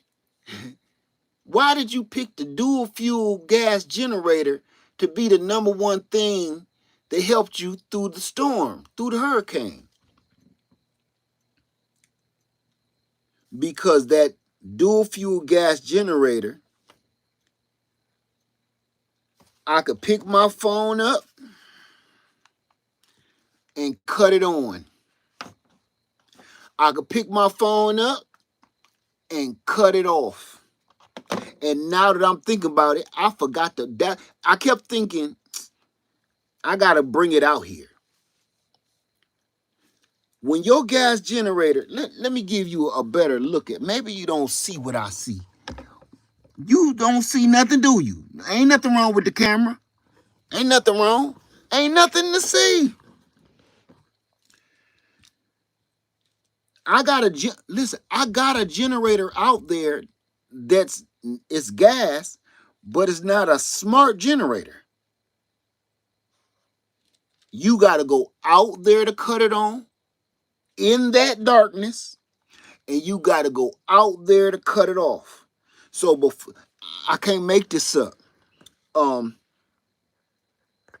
Here's the sweet part. Sometimes I time the gas generator. If I'm running the gas generator to charge, like that's charging all of my solar generators in here because I took my solar panels out. My solar panels is at the shed, right? So this is the only way I can charge these is with the gas generator right now. So right now, I got another generator, not an EcoFlow, and it's not a smart generator. I got to go out there to cut it off. I got to go out there to cut it on. Here's the problem with that. The darkness. Now, if I done already put on my pajamas, I don't put on my house shoes, and I'm ready to go to bed, I took my contacts out, I'm going to let that sucker run till it run out of gas because I'm not going out there. This is why. Because when I go out there, I got to bring that popcorn popper with me. I got to have a flashlight. I got to be looking swivel 360. I got to find the damn generator that's about 10 yards away. You know, it's a major pain. So that smart dual fuel generator where I could just cut it off and on, start it and stop it with my doggone app, with my phone. Oh my God. Y'all don't understand what this darkness look like for real. Like I'm here and there is no faking this. It's pitch black. I don't know what y'all saw on the camera because I was juggling all this stuff. Did y'all see the darkness? I'm just wondering. That's not a camera trick. It's that dark. So, no. I'm going to say what got me through is my oil lanterns.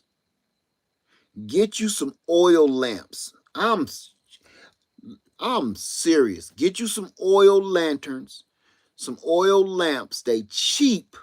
The oil is cheap. You can burn kerosene in them. I wouldn't do that. Your whole house gonna stink. Um,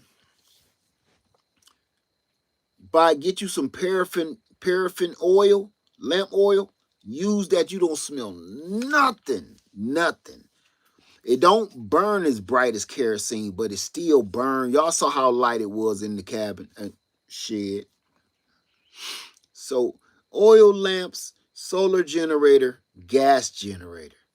And the rest is kind of like a gimme. Let me see. Let's talk to you. Let's talk to you.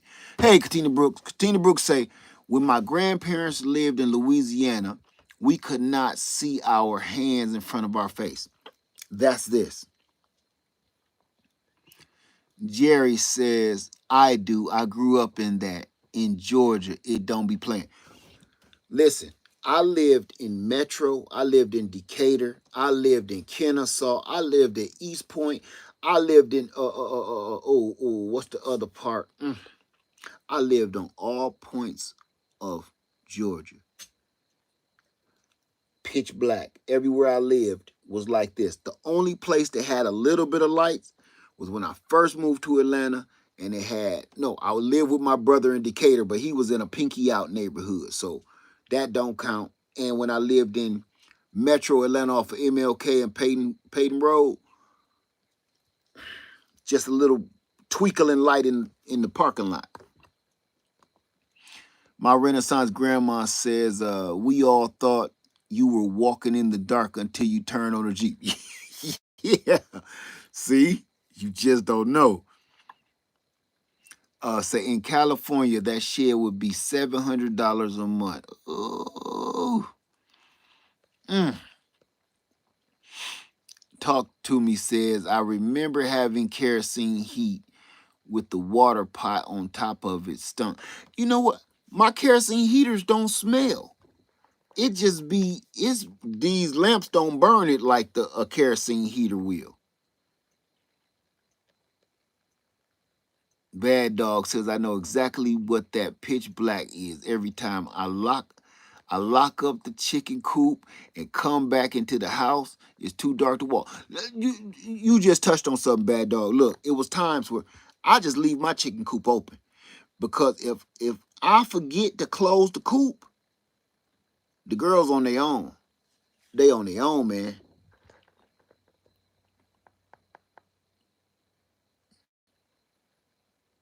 Say where you can actually go outside and see the stars. They're so bright. Say my Jeep was quiet. I think you pushed it. No, that boy, I don't like all that growly noise, pipes and stuff. Mine is still standard. She quiet. Say I meant to say 7,000 a month. Oh my God, that California, they just do stuff different, man. They just do stuff different. I wish I could show y'all the stars, but this camera ain't gonna pick them up. But they so bright. They so bright, right? So did I have any questions? Because I don't want to keep y'all all night. Plus, she's sleepy. Any questions? What's up, girl dad? How you doing, man? So we still don't have streetlights in Georgia. When I bought the house, it was so dark, I passed by 3 times. That's me. She barking at me, laughing. I passed by it 3 times before I realized it. See, I love looking at the Milky Way. Listen, you see all of that out here. Say, can we still talk to Lady Led about buying land? She did a video on it before. Yeah, you know what, Roses? Roses for me, I can give you a heads up on that. You're welcome, Keisha. You're welcome. Here's the deal. I told her I'm gonna start doing a screening process. if you're not ready, oh, let me tell y'all this too. How many people are looking for land and you plan on getting a realtor? Show of hands. You plan on getting a realtor to help you purchase your land. Show of hands. You're going to get a realtor. You're looking for a good realtor to help you with your land purchase or a house purchase, whatever. Get those hands up. Okay.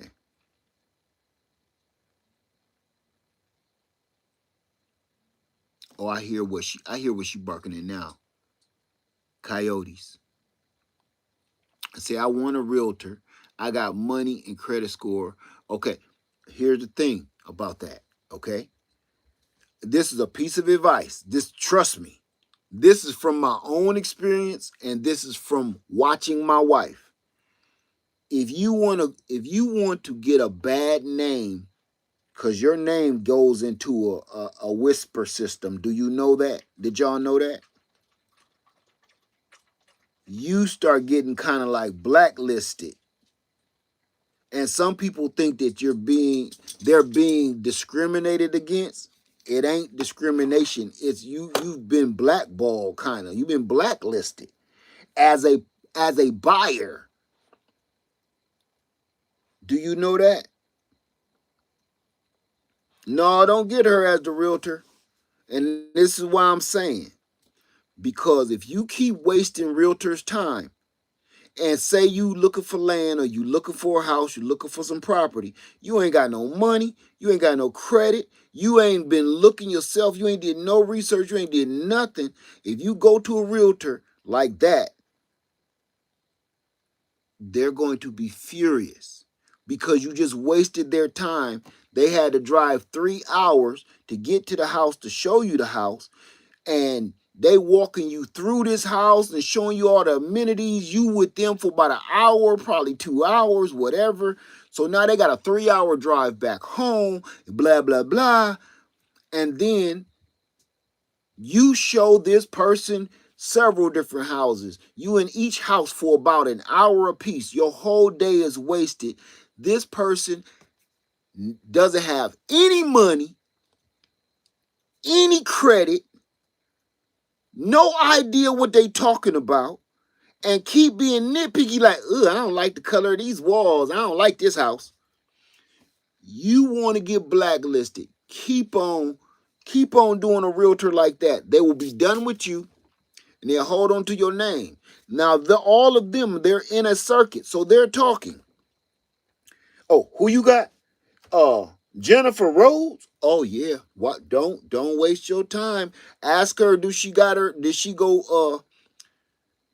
Did she get approved for a loan? Don't go out there first. Trust me. Then you gonna start hearing every realtor start to ask you, have you been approved for your loan? If so, how long ago was it? Because all of that matters, right? Once you start hearing that, believe somebody's talking about you because you're wasting people's time. That's why I keep telling you, go window shop on your own. Number one, get your bread together, get your credit together, whatever you need to do. Don't waste these people's time because you'll miss out on the deal of a lifetime because don't nobody want to do nothing with you. You know what you're gonna start getting? I'm gonna tell you who you're gonna start getting. Once you start wasting, say they won't help unless you're pre-qualified. Right. If you keep wasting people's time, right? Oh, and by the way, sorry about the mess I got in here because I'm moving. If you keep wasting these realtors' time, get out of them apples. You think you slick. If you keep wasting those realtors' time, this is what's gonna happen. They're gonna keep asking you, have you been pre-qualified? Pre-qualified. You be like, dang, ain't none of your business. I'm just trying to see some houses. Blah, blah, blah. Next thing you know, you ain't gonna be able to get in touch with no decent realtors. The only realtors you're gonna be able to get is they fresh out of school. The ink ain't dry on their certification yet. They don't know what the hell they talking about, and they don't know what the hell they doing. And you gonna get one of them, the kind that don't call you back.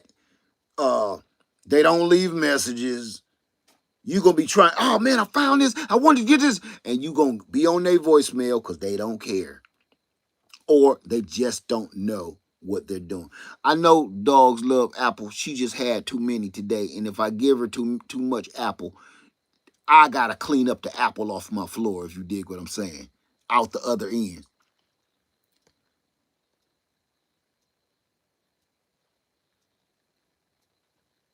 So if you plan on getting a realtor, make sure you, for instance, where you plan on looking for property at or a home at.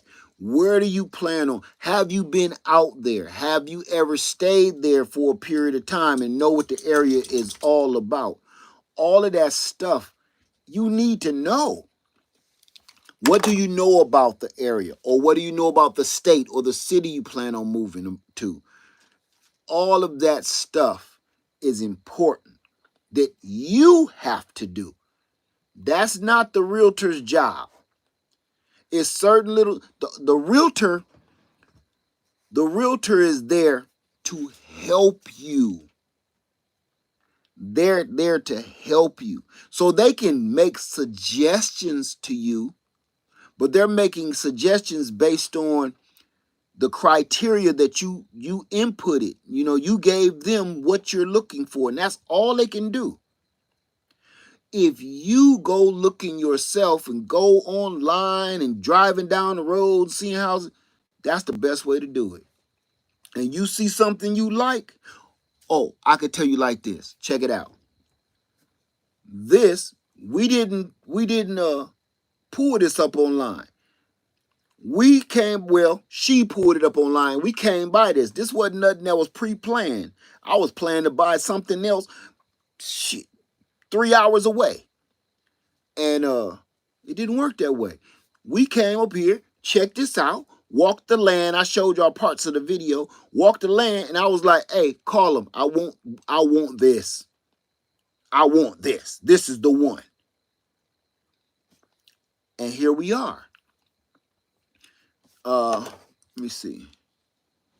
Say pre-qualify if need to be first, and they tell you did. I don't understand what you're saying. Your words are a little pre-qualified if need to be first, and I don't understand what you're saying.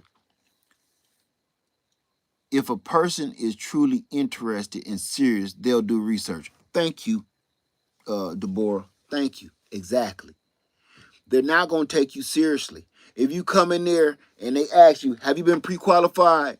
And you say, pre-qualified, what is that? What that mean? They don't even, they're polite and they're going to be kind. They don't even want to talk to you anymore after that. What is a pre-qualified?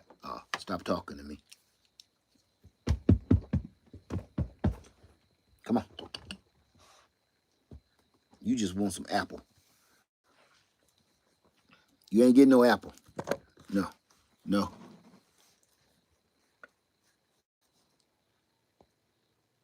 She out there licking the bag. Oh, I must have lost the chat. Oh, there we go.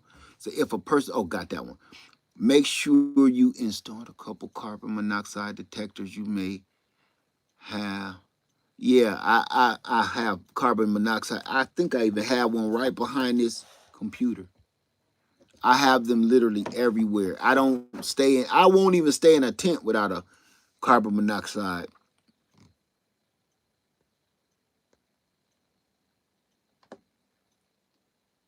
Right, Deborah, not pre-qualified equals disqualified. You wasted people time.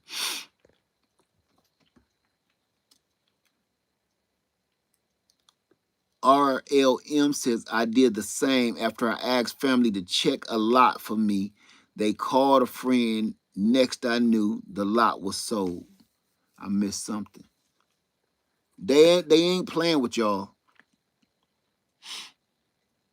Cheryl, the gardening artist, says if they're serious, they will be willing to sign a representation contract first. Yep, and give them that little down payment.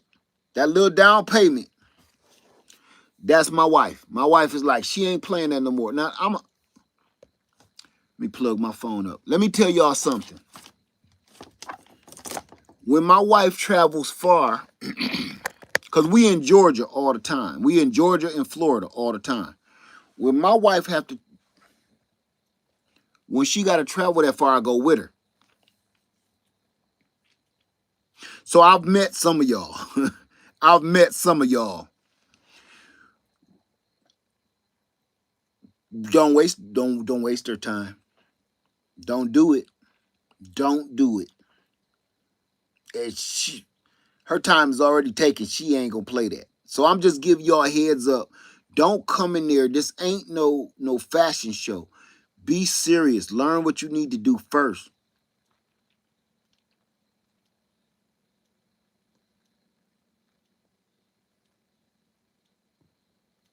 Oh, okay, Angela. Okay, that's good. So that way you know how much money you dealing with, you know what you're working with, you know what you can and what you can't do, what you qualify for, what houses you can look at. If they qualify you for $100,000, you know your limit, your top budget is $100,000, and that's how far she travels. We go to Florida and Georgia.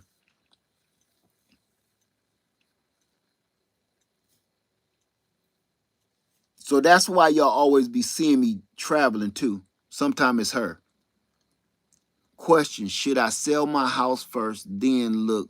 I can't advise you on any of that. That's totally up to you. On whether you should sell your house and then look for land, it's totally up to you. I'm going to tell you this though. Um,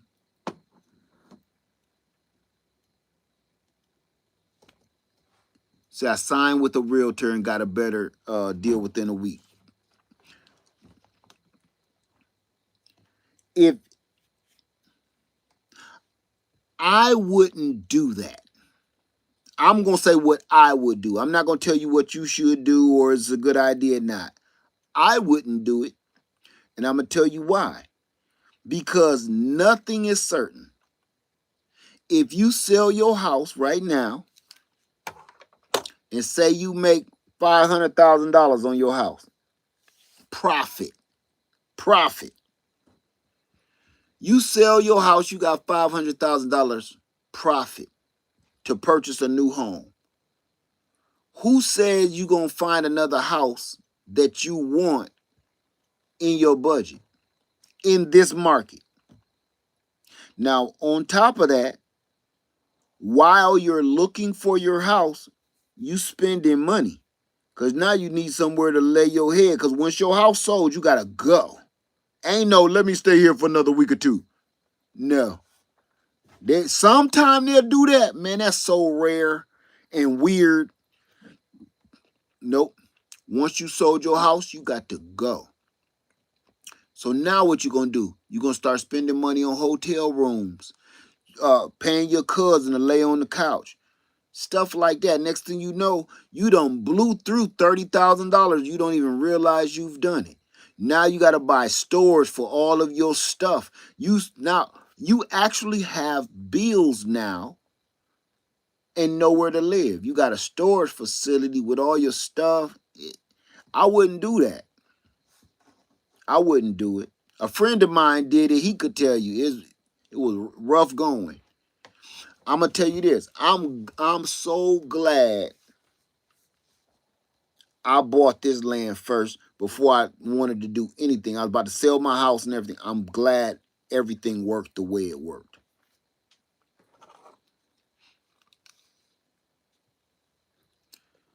I have a serious question. How do you how do you get him to stop calling you about wanting to purchase your land? I even get texts about my land multiple times a week. It's gotten way past annoying. You can't. If you're a landowner, that's one of the clear. Listen, they always want to buy my house and they want to buy this land. I've only had this land going on 2 years. They want to buy this land. They want to buy my house back home. There's nothing you can do about it. We get phone calls, landline phone calls, cell phone calls, and text messages, emails, flyers on the door and in the mailbox. You can't stop it. So yeah, say your name and contract and contact is public information. And here's the other thing too. These companies, and I'm gonna dibble on something, but I don't want to get all deep into it because I don't feel like talking crazy. But let me tell you something. And this is truth. This is not a conspiracy theory. This is the truth, okay? Because I told you I ain't doing that conspiracy crap. Corporations are buying up all the land, but we leaving one out. Overseas investors are buying land up too here in the United States. It's not a conspiracy theory. Do your research, you will see. Somebody will buy a piece of land that you've been looking at and never do nothing with it. Have you ever wondered, um,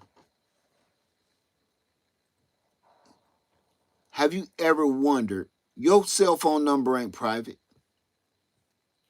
Have you ever wondered why, like say a Walmart will close and then it just get rat infested, uh, uh, homeless people move in it and everything else, and graffiti, and let the grass grow up, and now it just look like a monstrosity, and it's an eyesore in the neighborhood and in the area? You want to know why that happens? Nobody from this country owns that anymore.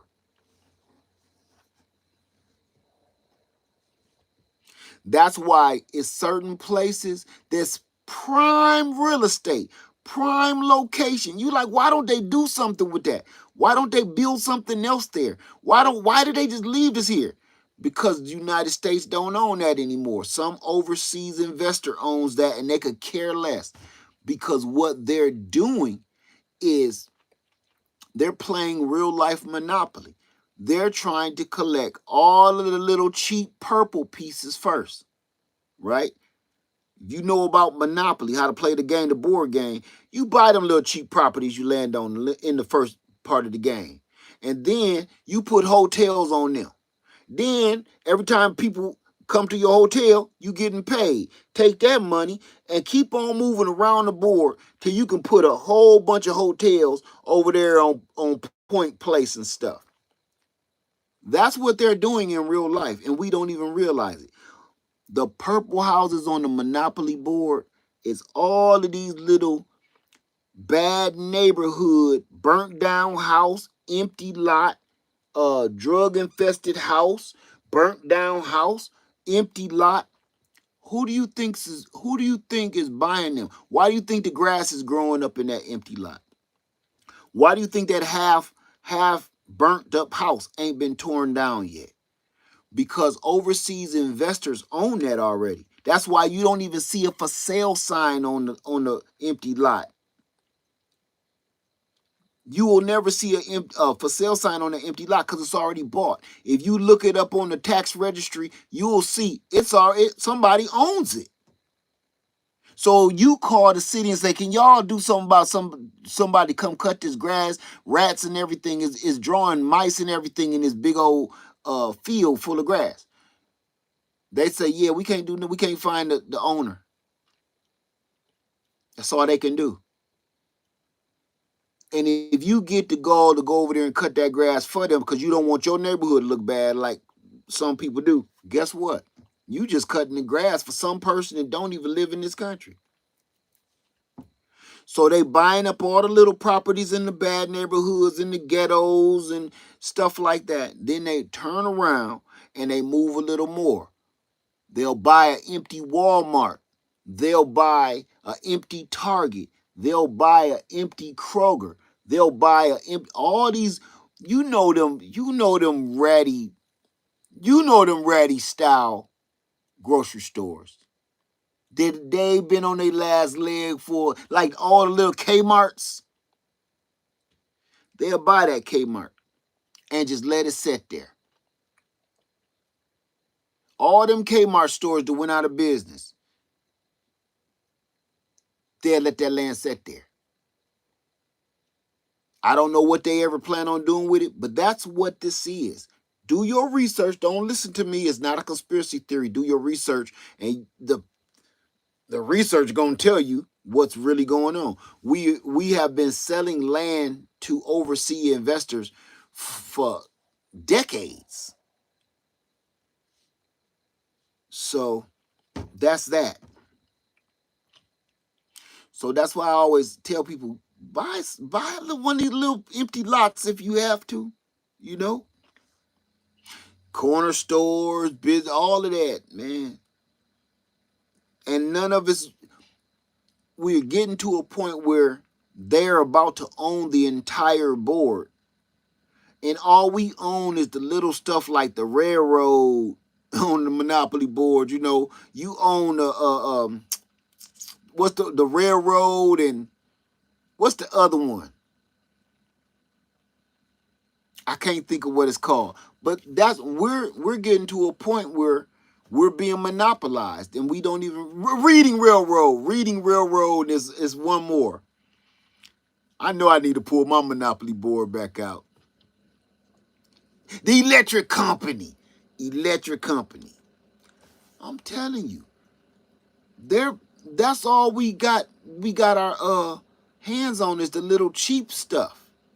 They're buying up all the stuff that's going. Look, every time we want to do something, you know what happens? We have to pay them. So imagine if a waterworks, that's the other one. I got a monopoly right here to ought to pull it out. Say they put a for sale sign up.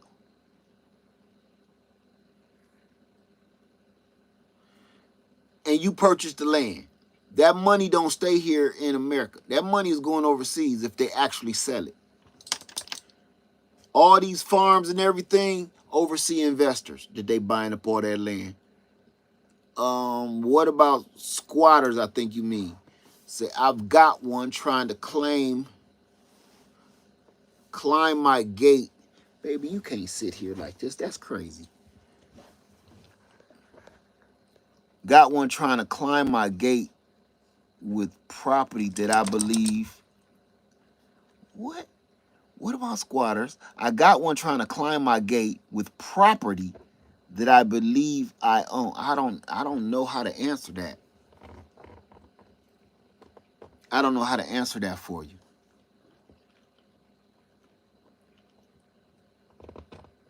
Said, a buddy of mine bought an empty lot for $1,000. He made a parking lot for a new business next door. Boom. He got that money back the first week he opened. If you have land or house and have rat infestation, how would you get rid of them if those empty lots is attracting rats? Well, if you love your neighborhood, sometimes you gotta do what you gotta do, and you go cut the grass. Or sometimes complaining don't get things done. Sometimes you gotta take action. If you love your community, you go cut the grass. That's what I used to do. I ain't gonna keep on complaining about the neighbor. Just, man, you need some help cutting the grass. If the house is empty, just go cut the grass.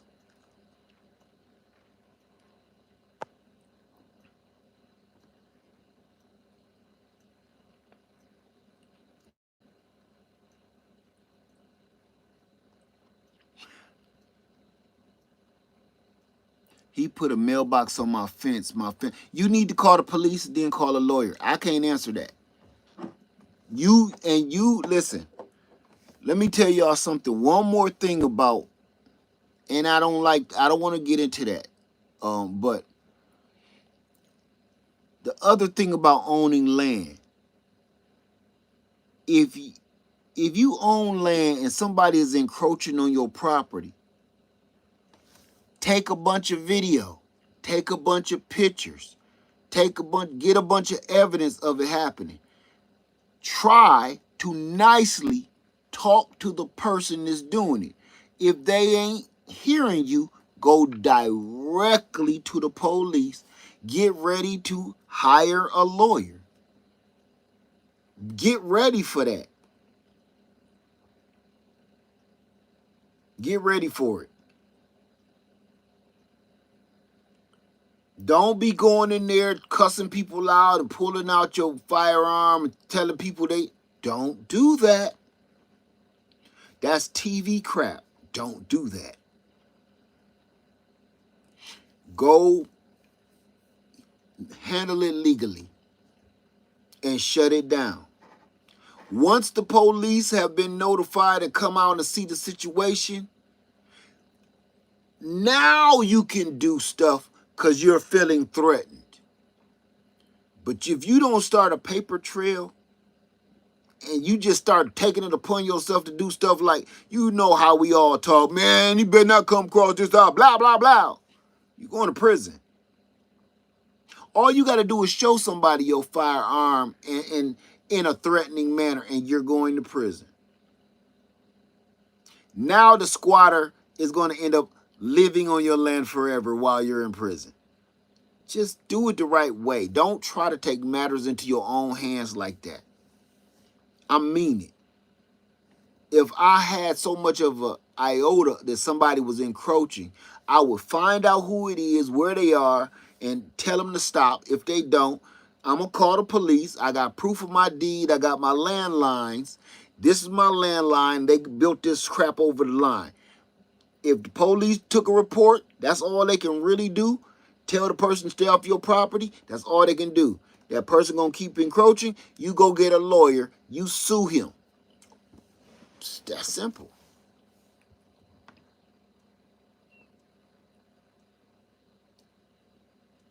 Thank you so much, Lyric. So I have a question about buying a trailer or camper or mobile home. What's your question?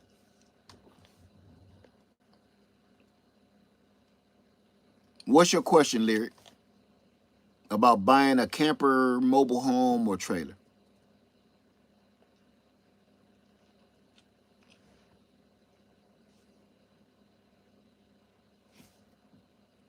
And if anybody else got any question about anything else I said, let's do it. Which is better to buy? That's completely up to you. I cannot tell you that. I cannot tell you which is better to buy. That's a personal question.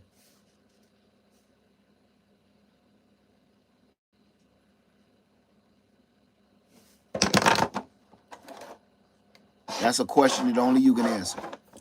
This is how I'm going to have you answer it for yourself, though, okay? Go look at an RV, go look at a camper, and go look at a trailer. Look at as many as you feel like you want to go look at. Look at them all on a piece of paper. Weigh all the options, the good and the bad about each and every one, and figure out what you're looking for in that purchase and make the right choice.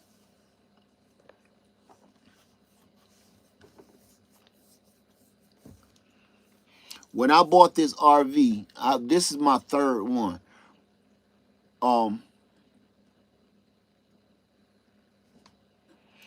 He carried me through. Do I think I can encourage her to get a license in the north? No, you better move down south.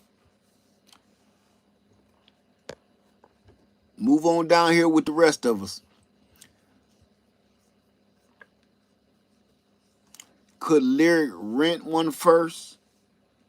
You know what? By the time, that's a good question. Kia asks, could Lyric rent one first? You can rent an RV, and I think you can rent a camper, but I'm definitely sure you can rent an RV.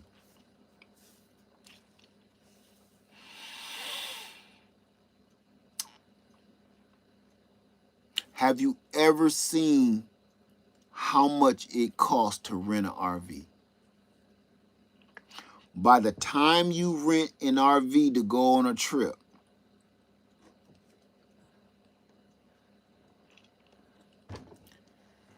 by the time you rent an RV, you could have bought one. Have you rented just for a family trip? Go price that. I priced how much it would cost to rent an RV years ago, and I just bought one. I said, man, what's the use? I just might as well just buy one. Say, yeah, you can rent a camper, but it costs more than a hotel room. Here's the deal. This is a 34-footer, 34, I think. You ain't never seen nothing drink gas like this.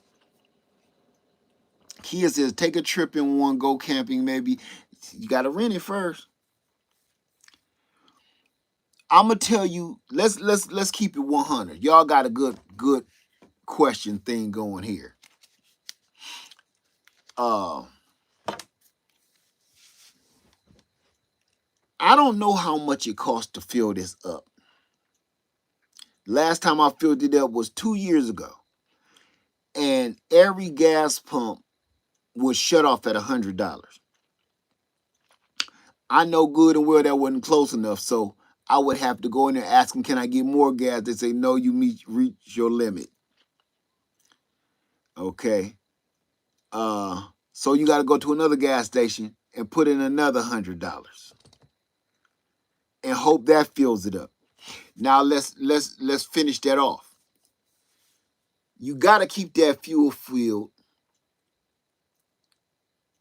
because it drink gas. This big heavy monster drinks so much gas. Then you got a propane tank under here.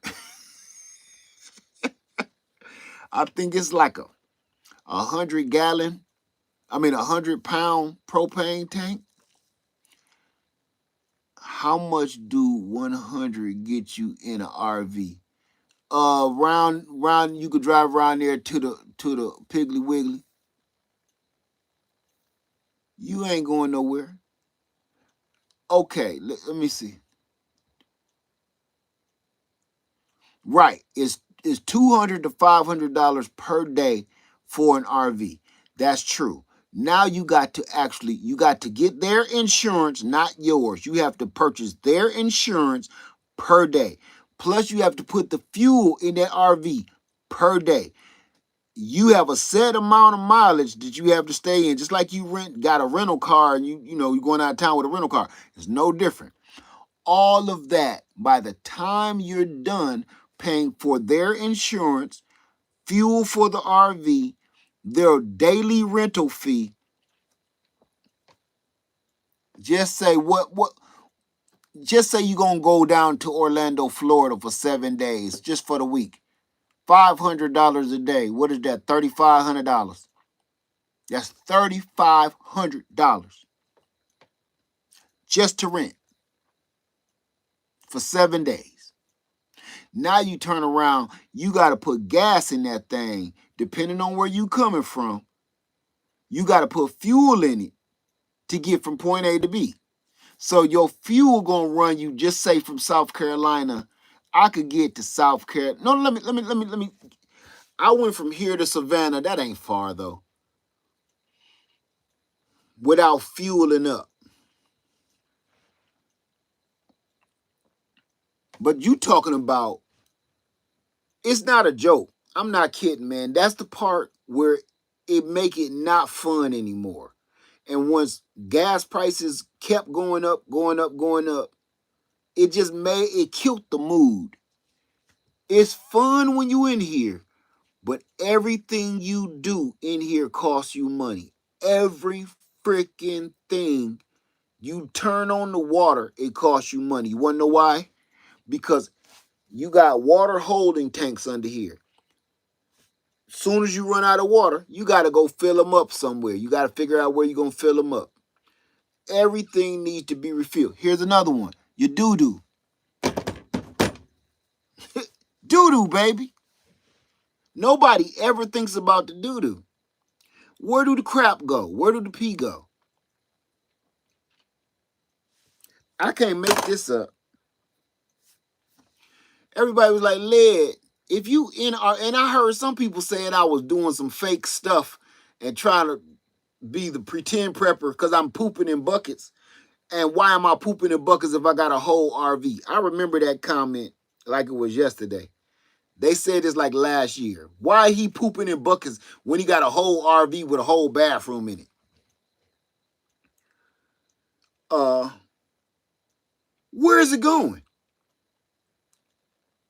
You got to clean that doo-doo tank out under here. Here's another one for the RV or camper. It don't matter. You better not let that doo-doo sit down there either and harden up. You have to find a dumping station because you just can't do like Cousin Eddie and pull your hose out and down the sewer. You go to jail for that, you know? And here's the other thing. It's a lot of doo-doo. It don't go out there trying to siphon it off into no 5-gallon bucket. You're going to need a new pair of shoes. No, this is serious. Everybody always think about the love and the splendor of the RV. It's great if you can afford it. But the worst part is, what is that, OPP? Is you down with OPP? Other people's poop? Because everybody that's riding in this RV with you going to be cleaning it. Usually the captain of the ship cleans the gutter. Okay? You can't forget that part. Here's another thing about, I know this is a gross subject, but it's real reality and that you need to know. Okay, you think all you do is crank this little handle or pull this little knob and the doo-doo just shoot out, right? Right. It does do that. You pull that knob and that handle and turn it, doo-doo just shoots down this giant tube. Now, do you think you done? Nope. Here's the other thing about cleaning out the pooper. You're going to waste so much water rinsing it out because guess what? Just like in the toilet, it's turds in there. Your doo-doo all ain't going to turn into liquid. I don't care what you put in. I don't care what product. They all liars. I've tried them all. You got chunks still in there that you got to take a water hose and sit there half of the damn day trying to get all of the gravy out of the bowl. I can't make this up. You seeing tissue after tissue like, damn, how it should have been done 30 minutes ago. You still rinsing out tissue paper and you unlodging old poop balls, everything. You will be rinsing that mug out forever. So, and here's the other one last, and I know we done with poop. One last one about poop. When you poop in there, you smell it. Here's another one. I don't care what you put in that bowl, it don't work. And it ain't just my brand. Don't pretend like my brand is the worst. No, it don't matter. I don't care who poop in there. I don't care who poops in there. It's going to stink up the place. I mean it. I don't care what you put down there. Don't go put no bleach down there. Don't put no bleach down there. You gonna burn your nostrils and your eyes out with the stinkingest, funkiest corrosion smell. It's gonna corrode your doggone plumbing, and it's gonna run y'all out of here. Dookie bleach. You should do a live called Everything You Never Considered About RV and Lifestyle. He asks, and I'm just telling him the reality. The reality ain't no joke. I'm going to say this. This is my third. This is my third RV, and it very well may be my last. If I was ever to do this again, I would I would buy a small camper. It's just, and I don't want nothing with no toilet. I don't want anything with a toilet, man. I don't that You want to hear the worst part about all of this? About all of it. It's not the driving, it's not the gas. You think that's bad, because it is. It's the cleaning the pooper, man. That's a job that you do not want to do. And it's not that it's gross. It take forever. Because the doo-doo seemed like it's never stopped flowing. It just never stopped. You can have that water hose on there all day. But guarantee you this. You got it shooting up through this. I got this gadget that shoots the water back up into the tank. That don't do anything. What you really need to do is bring your water hose all the way in the RV. You want to get the real chunks of funk out? Bring your water hose in the RV, go into the bathroom and open your toilet bowl up and shoot it down in the tank at full blast. It's the only way you're going to really, truly move the crowd, if you know what I'm saying. All them apparatuses, they work okay. They work okay, but they don't get in the crevices. You know what I'm saying? Don't get me started. Trust me. That's why we haven't pooped in this toilet.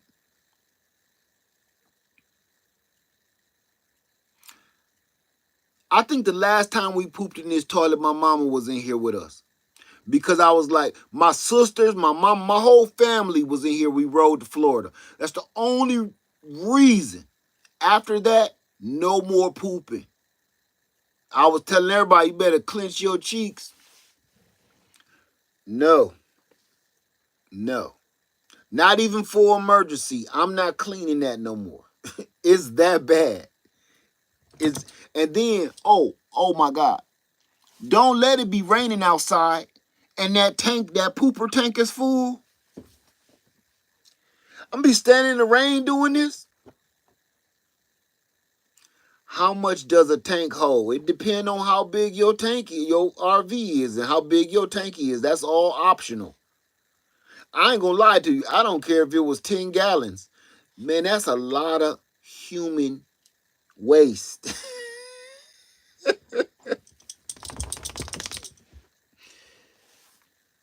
That's a lot of human waste. Okay? Tissue paper and gravy chunks.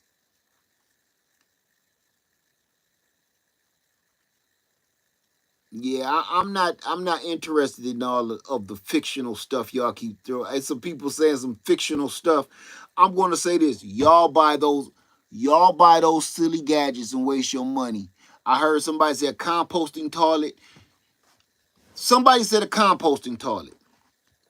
Do you know what a composting toilet consists of? Because no, people always say that, but they don't know what it is. Do you know what a composting toilet does, how it works?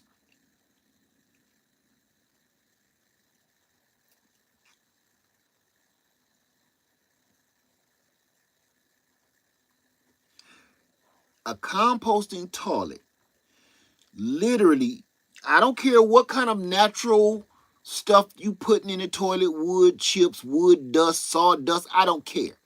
You gotta churn it up with the churner.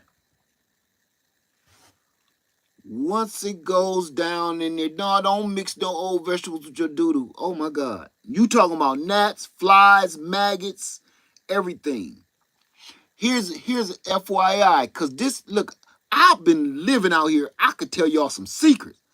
If you go outside and grab some of your freshly cut hay straw, grass, whatever. Bring it in to mask the smell of the poop so it can dry it out and all of that, right? Look in there in 24 hours. All you did was just grab some plain old clean dry grass that you cut or some hay or some straw. Put it in your bucket over top of your turds. Give it 24 hours. You're gonna open up that 5-gallon bucket, and you know what you're gonna see? Do y'all remember on Men in Black when they opened that locker and all them little civilization of people was living? You remember Men in Black? They opened that locker in that train station, and that whole civilization, little furry things lived in there. Go open that 5-gallon bucket. If you just put some hay, grass, straw, or something natural from outside, do it. You gonna do it on yourself. You know why? Because you ain't gonna sit on that and you pinching your cheeks. You ain't sitting on that bucket. Matter of fact, you're not even going to empty that bucket. You're going to throw that whole bucket away. Bag and all, I don't care. Once you open it and stuff start looking at you and wiggling out like that, you throwing the whole bucket out the window. The window, not the door. The window. Because you scared something going to drop on the floor and crawl in your mouth at night. Don't do it.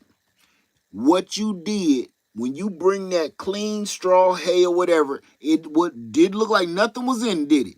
All those microbes and microscopic little things that live in that stuff, all you did was just feed that damn sea monkey. You fed them sea monkeys.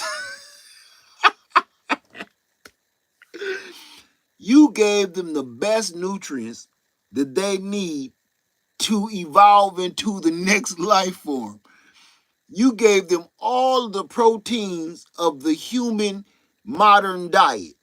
You look back in that bucket, watch what happened.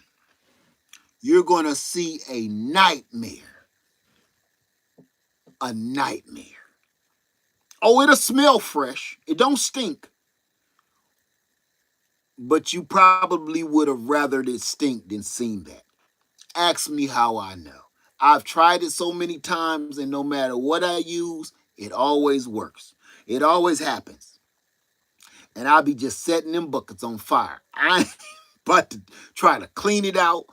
When you off grid too, where you getting all this water from to waste all this water? You got no water hose. Where is you getting all this water from? No, thank you.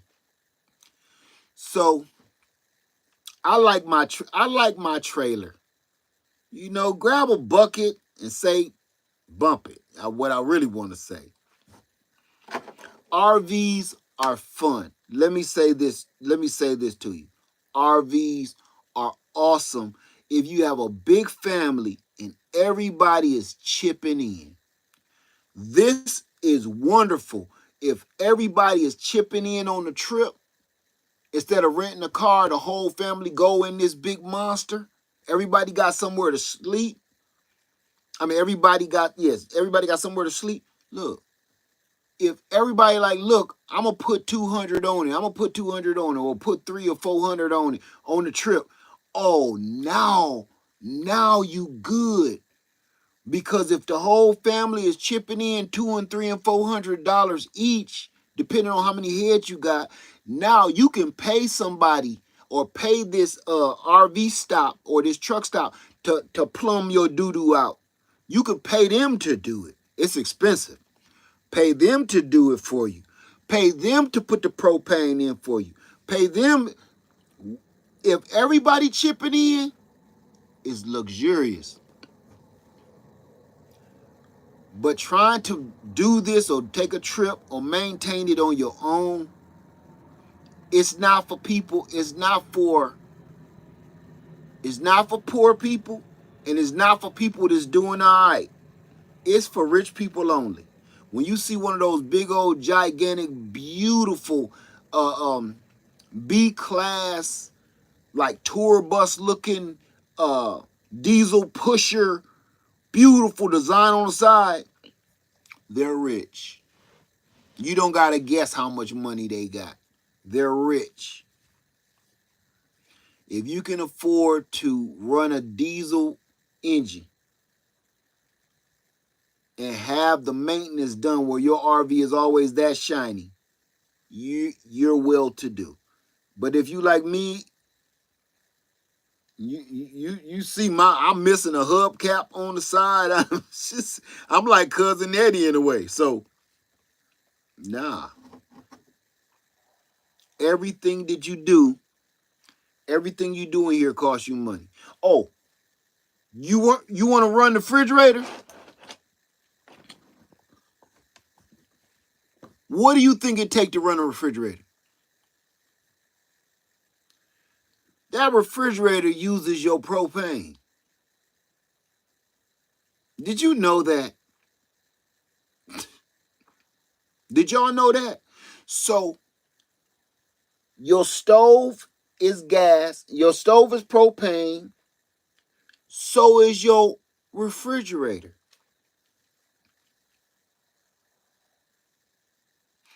The refrigerant, it circulates some kind of way in there. I ain't never figured it out completely, but you're using your propane to run your refrigerator. You're using electric and propane. Didn't even think about it. And that sucker don't even get that cold. I got a Bougie RV refrigerator freezer down here because I refuse to use that. That's just dumb. And it uses a lot of energy. Don't use it. I've used this stove top probably 4 times. I'm not wasting my propane on that. Everything you do in here costs you money. Everything. You want to run that air conditioner on the top? If you hook it to a solar generator, it's going to cost you. It's going to drink all that energy. Your battery storage is going to drink all of it up. So, hey, T-Nog, how you doing? I just wanted to let y'all know. Hey, what's going on, New Orleans Gardener? It's good to see you in here, little lady. I was just about to get off. We've been talking. I done been talking about plumbing. I don't even want to talk about that no more. But we were just chopping it up. I'm just having a good night. That's all. Everything went sideways on my last live. I said I at least got to come here and clean up the place. Tomorrow it's good to see you too. I was listening to you the other day. No, was that yesterday? I think it was yesterday. Yeah, last night. And I was listening to your other live the other day. You was talking about something I had said, and I was cracking up. But yeah, I'm gonna come on live again tomorrow. So and I'll take y'all on a tour and show you the actual shed itself. And I'm gonna show you when I got off the live stream. Is it harder to drive a camper hitched to SUV than an RV?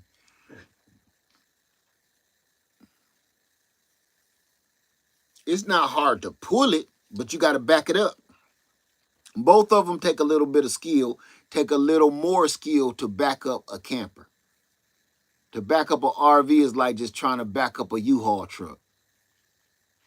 Tomorrow I'm gonna be out here and I'm gonna show y'all.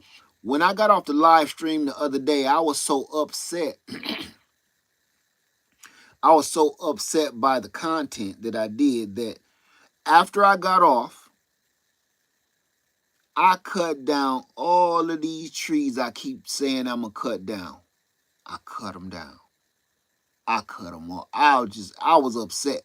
I cut all these trees. Every tree that I cut so many trees down, I ran out of gas in the chainsaw. I just kept cutting. I'm running around all this acreage, just cutting down trees because I'm like, I'll keep on saying I'm gonna cut it. And right now, I got the feeling and I need to calm down. I'm cutting down all these trees. Don't listen to me, curly girl. Just go look into it yourself. Don't make no judgment on nothing I'm telling you. What's wrong with you? You cold?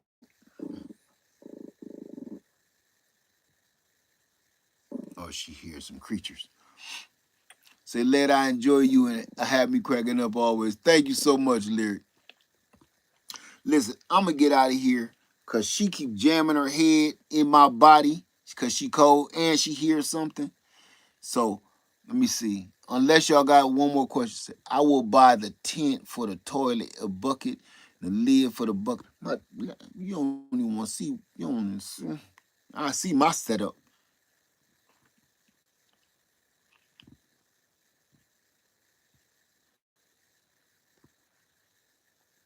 Let me see.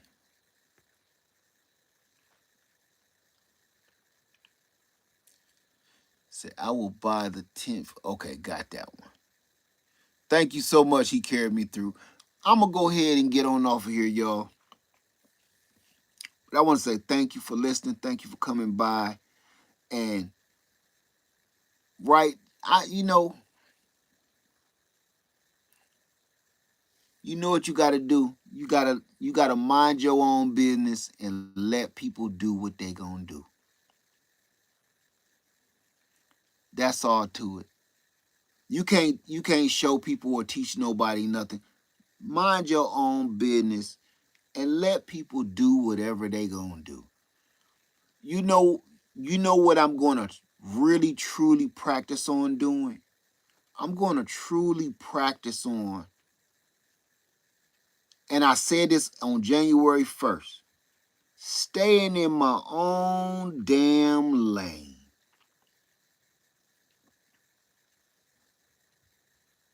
You want to know why? Before I go, you want to know why I'm going to practice more on staying in my own lane? Because the world loves a lie, and I don't. The world loves to be lied to. The world loves to be tricked. The world loves to be manipulated. The world loves to be entertained. Nobody wants to actually know anything. And I'm going to tell you why. When the world is knowledgeable, and if I give you knowledge, now you know. And the truth hurts. For instance, if I tell you that you overweight and you need to lose some weight for your health, nobody watching me right now wants to hear that at all. People want to hear you have a beautiful spirit. You have a beautiful soul. Girl, them jeans look good on you. Man, I think you really rocking that jacket. Nobody want to hear, man, you got to chill on them donut sandwiches. No, nobody wants to hear the truth. Nobody wants to hear that, listen, you're beautiful, but you are not healthy. You're beautiful. I love your shape. I love your curves, but you are not healthy. Well, forget you then. If you don't like it, I can find somebody to do. Okay, he can pay your medical bills too. Nobody wants that truth. And when I try my hardest to tell you the truth about certain situations that I've lived through, nobody wants to hear the truth. People love to be entertained and people love a lie. Simple. So somebody can keep telling you you're doing a good job, stroking your ego right into devastation. So I'm going back to what I said January 1st, and I seen the weedy side of me coming out. And I said in this video today, I'm just going to show people my frosted side, and I'm going to have a good time. And anybody that keep trying to bring my weedy side out, I'm going to send you off. So that's why I wanted to take it easy today. Anybody to say anything half cock crazy, just go away. I'm not your guy, right? I don't think I'm your guy.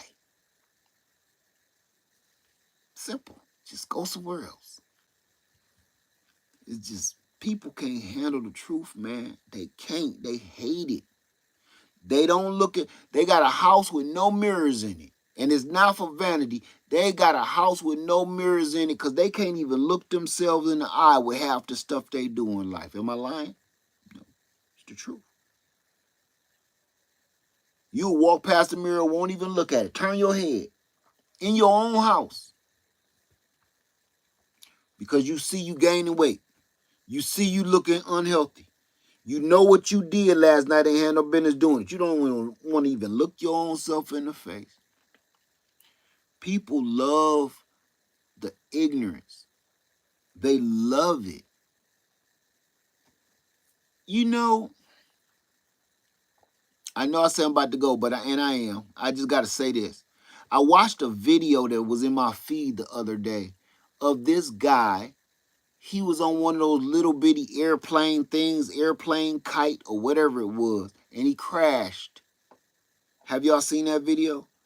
He crashed and they say his whole elbow came out and dude is messed up for life. Like he lost his legs and everything. Did y'all heard about that or seen that video? I only seen a clip where he was happy and proud that he was going about 55 mile an hour, and then he instantly something happened. I heard his engine whistle and he crashed to the ground.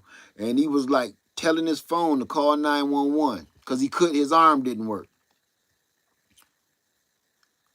I went into the comment section because it was just a short clip because I didn't know what happened. So I look in the comment section to try to find out what happened to this young man because it was gruesome. No matter how you cut it, it was gruesome.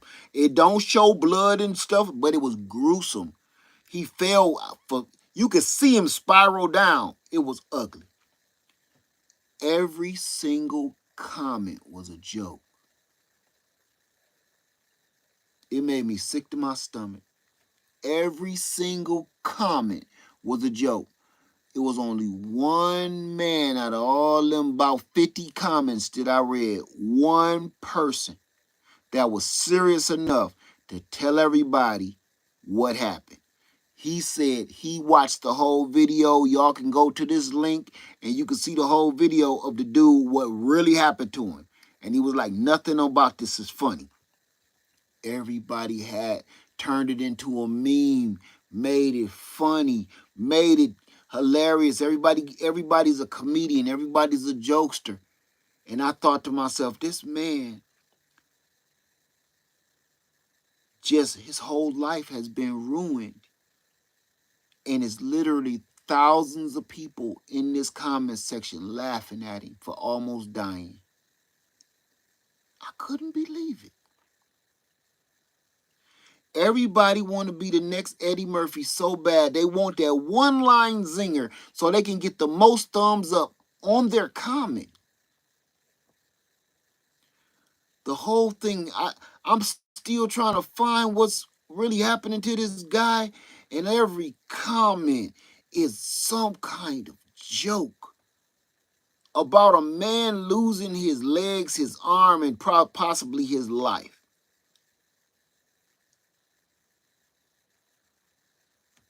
That's the world we live in now, though. Everybody's a clown. Everybody just wants to be funny. Nobody want to take anything serious. So the truth of the matter, and listen to this. In that video, the man is telling people what happened, and the man almost lost his life, lost his legs, lost his arm. People dogged him.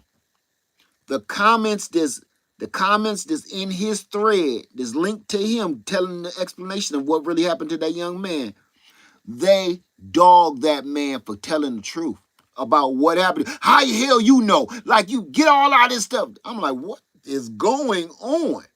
The man is telling you it's not funny. Y'all should go see the video what really happened to this guy, right? Nobody want to know what really happened to him because that would stop the jokes. That would make you feel bad when you crack a joke now. You will see it. You will see it. It's here floating around on YouTube. You will see it. But that just tells me stay in my own lane. Because what you're trying to do is help people that don't want help. And I ain't no Captain Saberho. People, y'all remember the song E40? I want to be saved. People keep acting like they need help. They don't want no real. For instance, if somebody said, man, I really need to lose some weight. Man, what you doing to lose some weight? If I said, I'm going walking every day, I stop eating sugar, I stop eating processed foods, and I'm trying to cook my own meals, and I'm putting more greens in my diet. Ooh. So, no Snicker bars? No. But Snicker bars got nuts in it. Ain't nuts good for you? Boy. What? What about a Reese cup? A Reese cup? I mean, they're made out of peanut butter. Peanut butter good for you, right? It's protein. They say peanuts is protein, right? And chocolate do something for your skin, something good.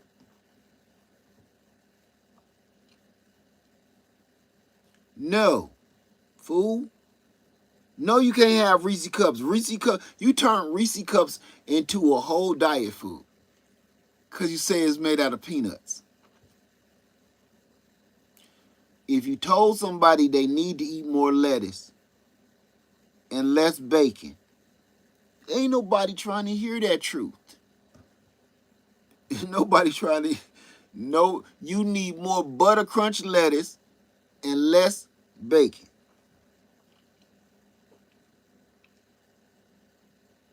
You need more cabbage and less candy. Nobody want to hear it. Nobody want to hear that. But you will see somebody once they finally reach their goal, and then you be like, ooh, I'm trying to do what you doing. No, you ain't. No, you're not. No, you're not. What did you do? I'm going to do exactly what you did. No, you won't. You're not going to do it. You know? Simple. So I'm going to stay in my own lane, and that keeps me a little calmer. And I ain't going to worry about nothing, got nothing to do with the world per se. Just keep my tempo, man. This is you. This is me. This is how I like to be, just like this. I don't like who I was the other day, cause that was me watching the world set itself on fire. I don't like seeing that me. So I'll keep that me to myself. Okay. Anyway, hey everybody, thank you so much. Thank you for hanging out with me. Thank you for coming out here, and thank you for hanging out with me in the shed. Thank you for calling her attention. I sure hope this ain't no poop on your collar. Hold on. Okay. Okay. I thought she done rolled around in it. Y'all have a nice night. I see y'all tomorrow, and I'm gonna show y'all all. I'm taking down these tents. I'm taking all the tents down. I gotta clean up all these trees, so I'm gonna take y'all on this journey with me. And I got a couple things. I got the EcoFlows running. I'm gonna show y'all how I'm gonna hook the EcoFlow system. My entire EcoFlow system, I'm gonna hook to that shed. I'm gonna show you how I attach the solar panels, how I'm gonna run the wire, everything. Okay? So this is gonna be that journey. This is my playground now. Freedom Makers is my playground. All right? So Lead Farmer 73, I love y'all. Have a wonderful night. And I'm out. Peace. Vote.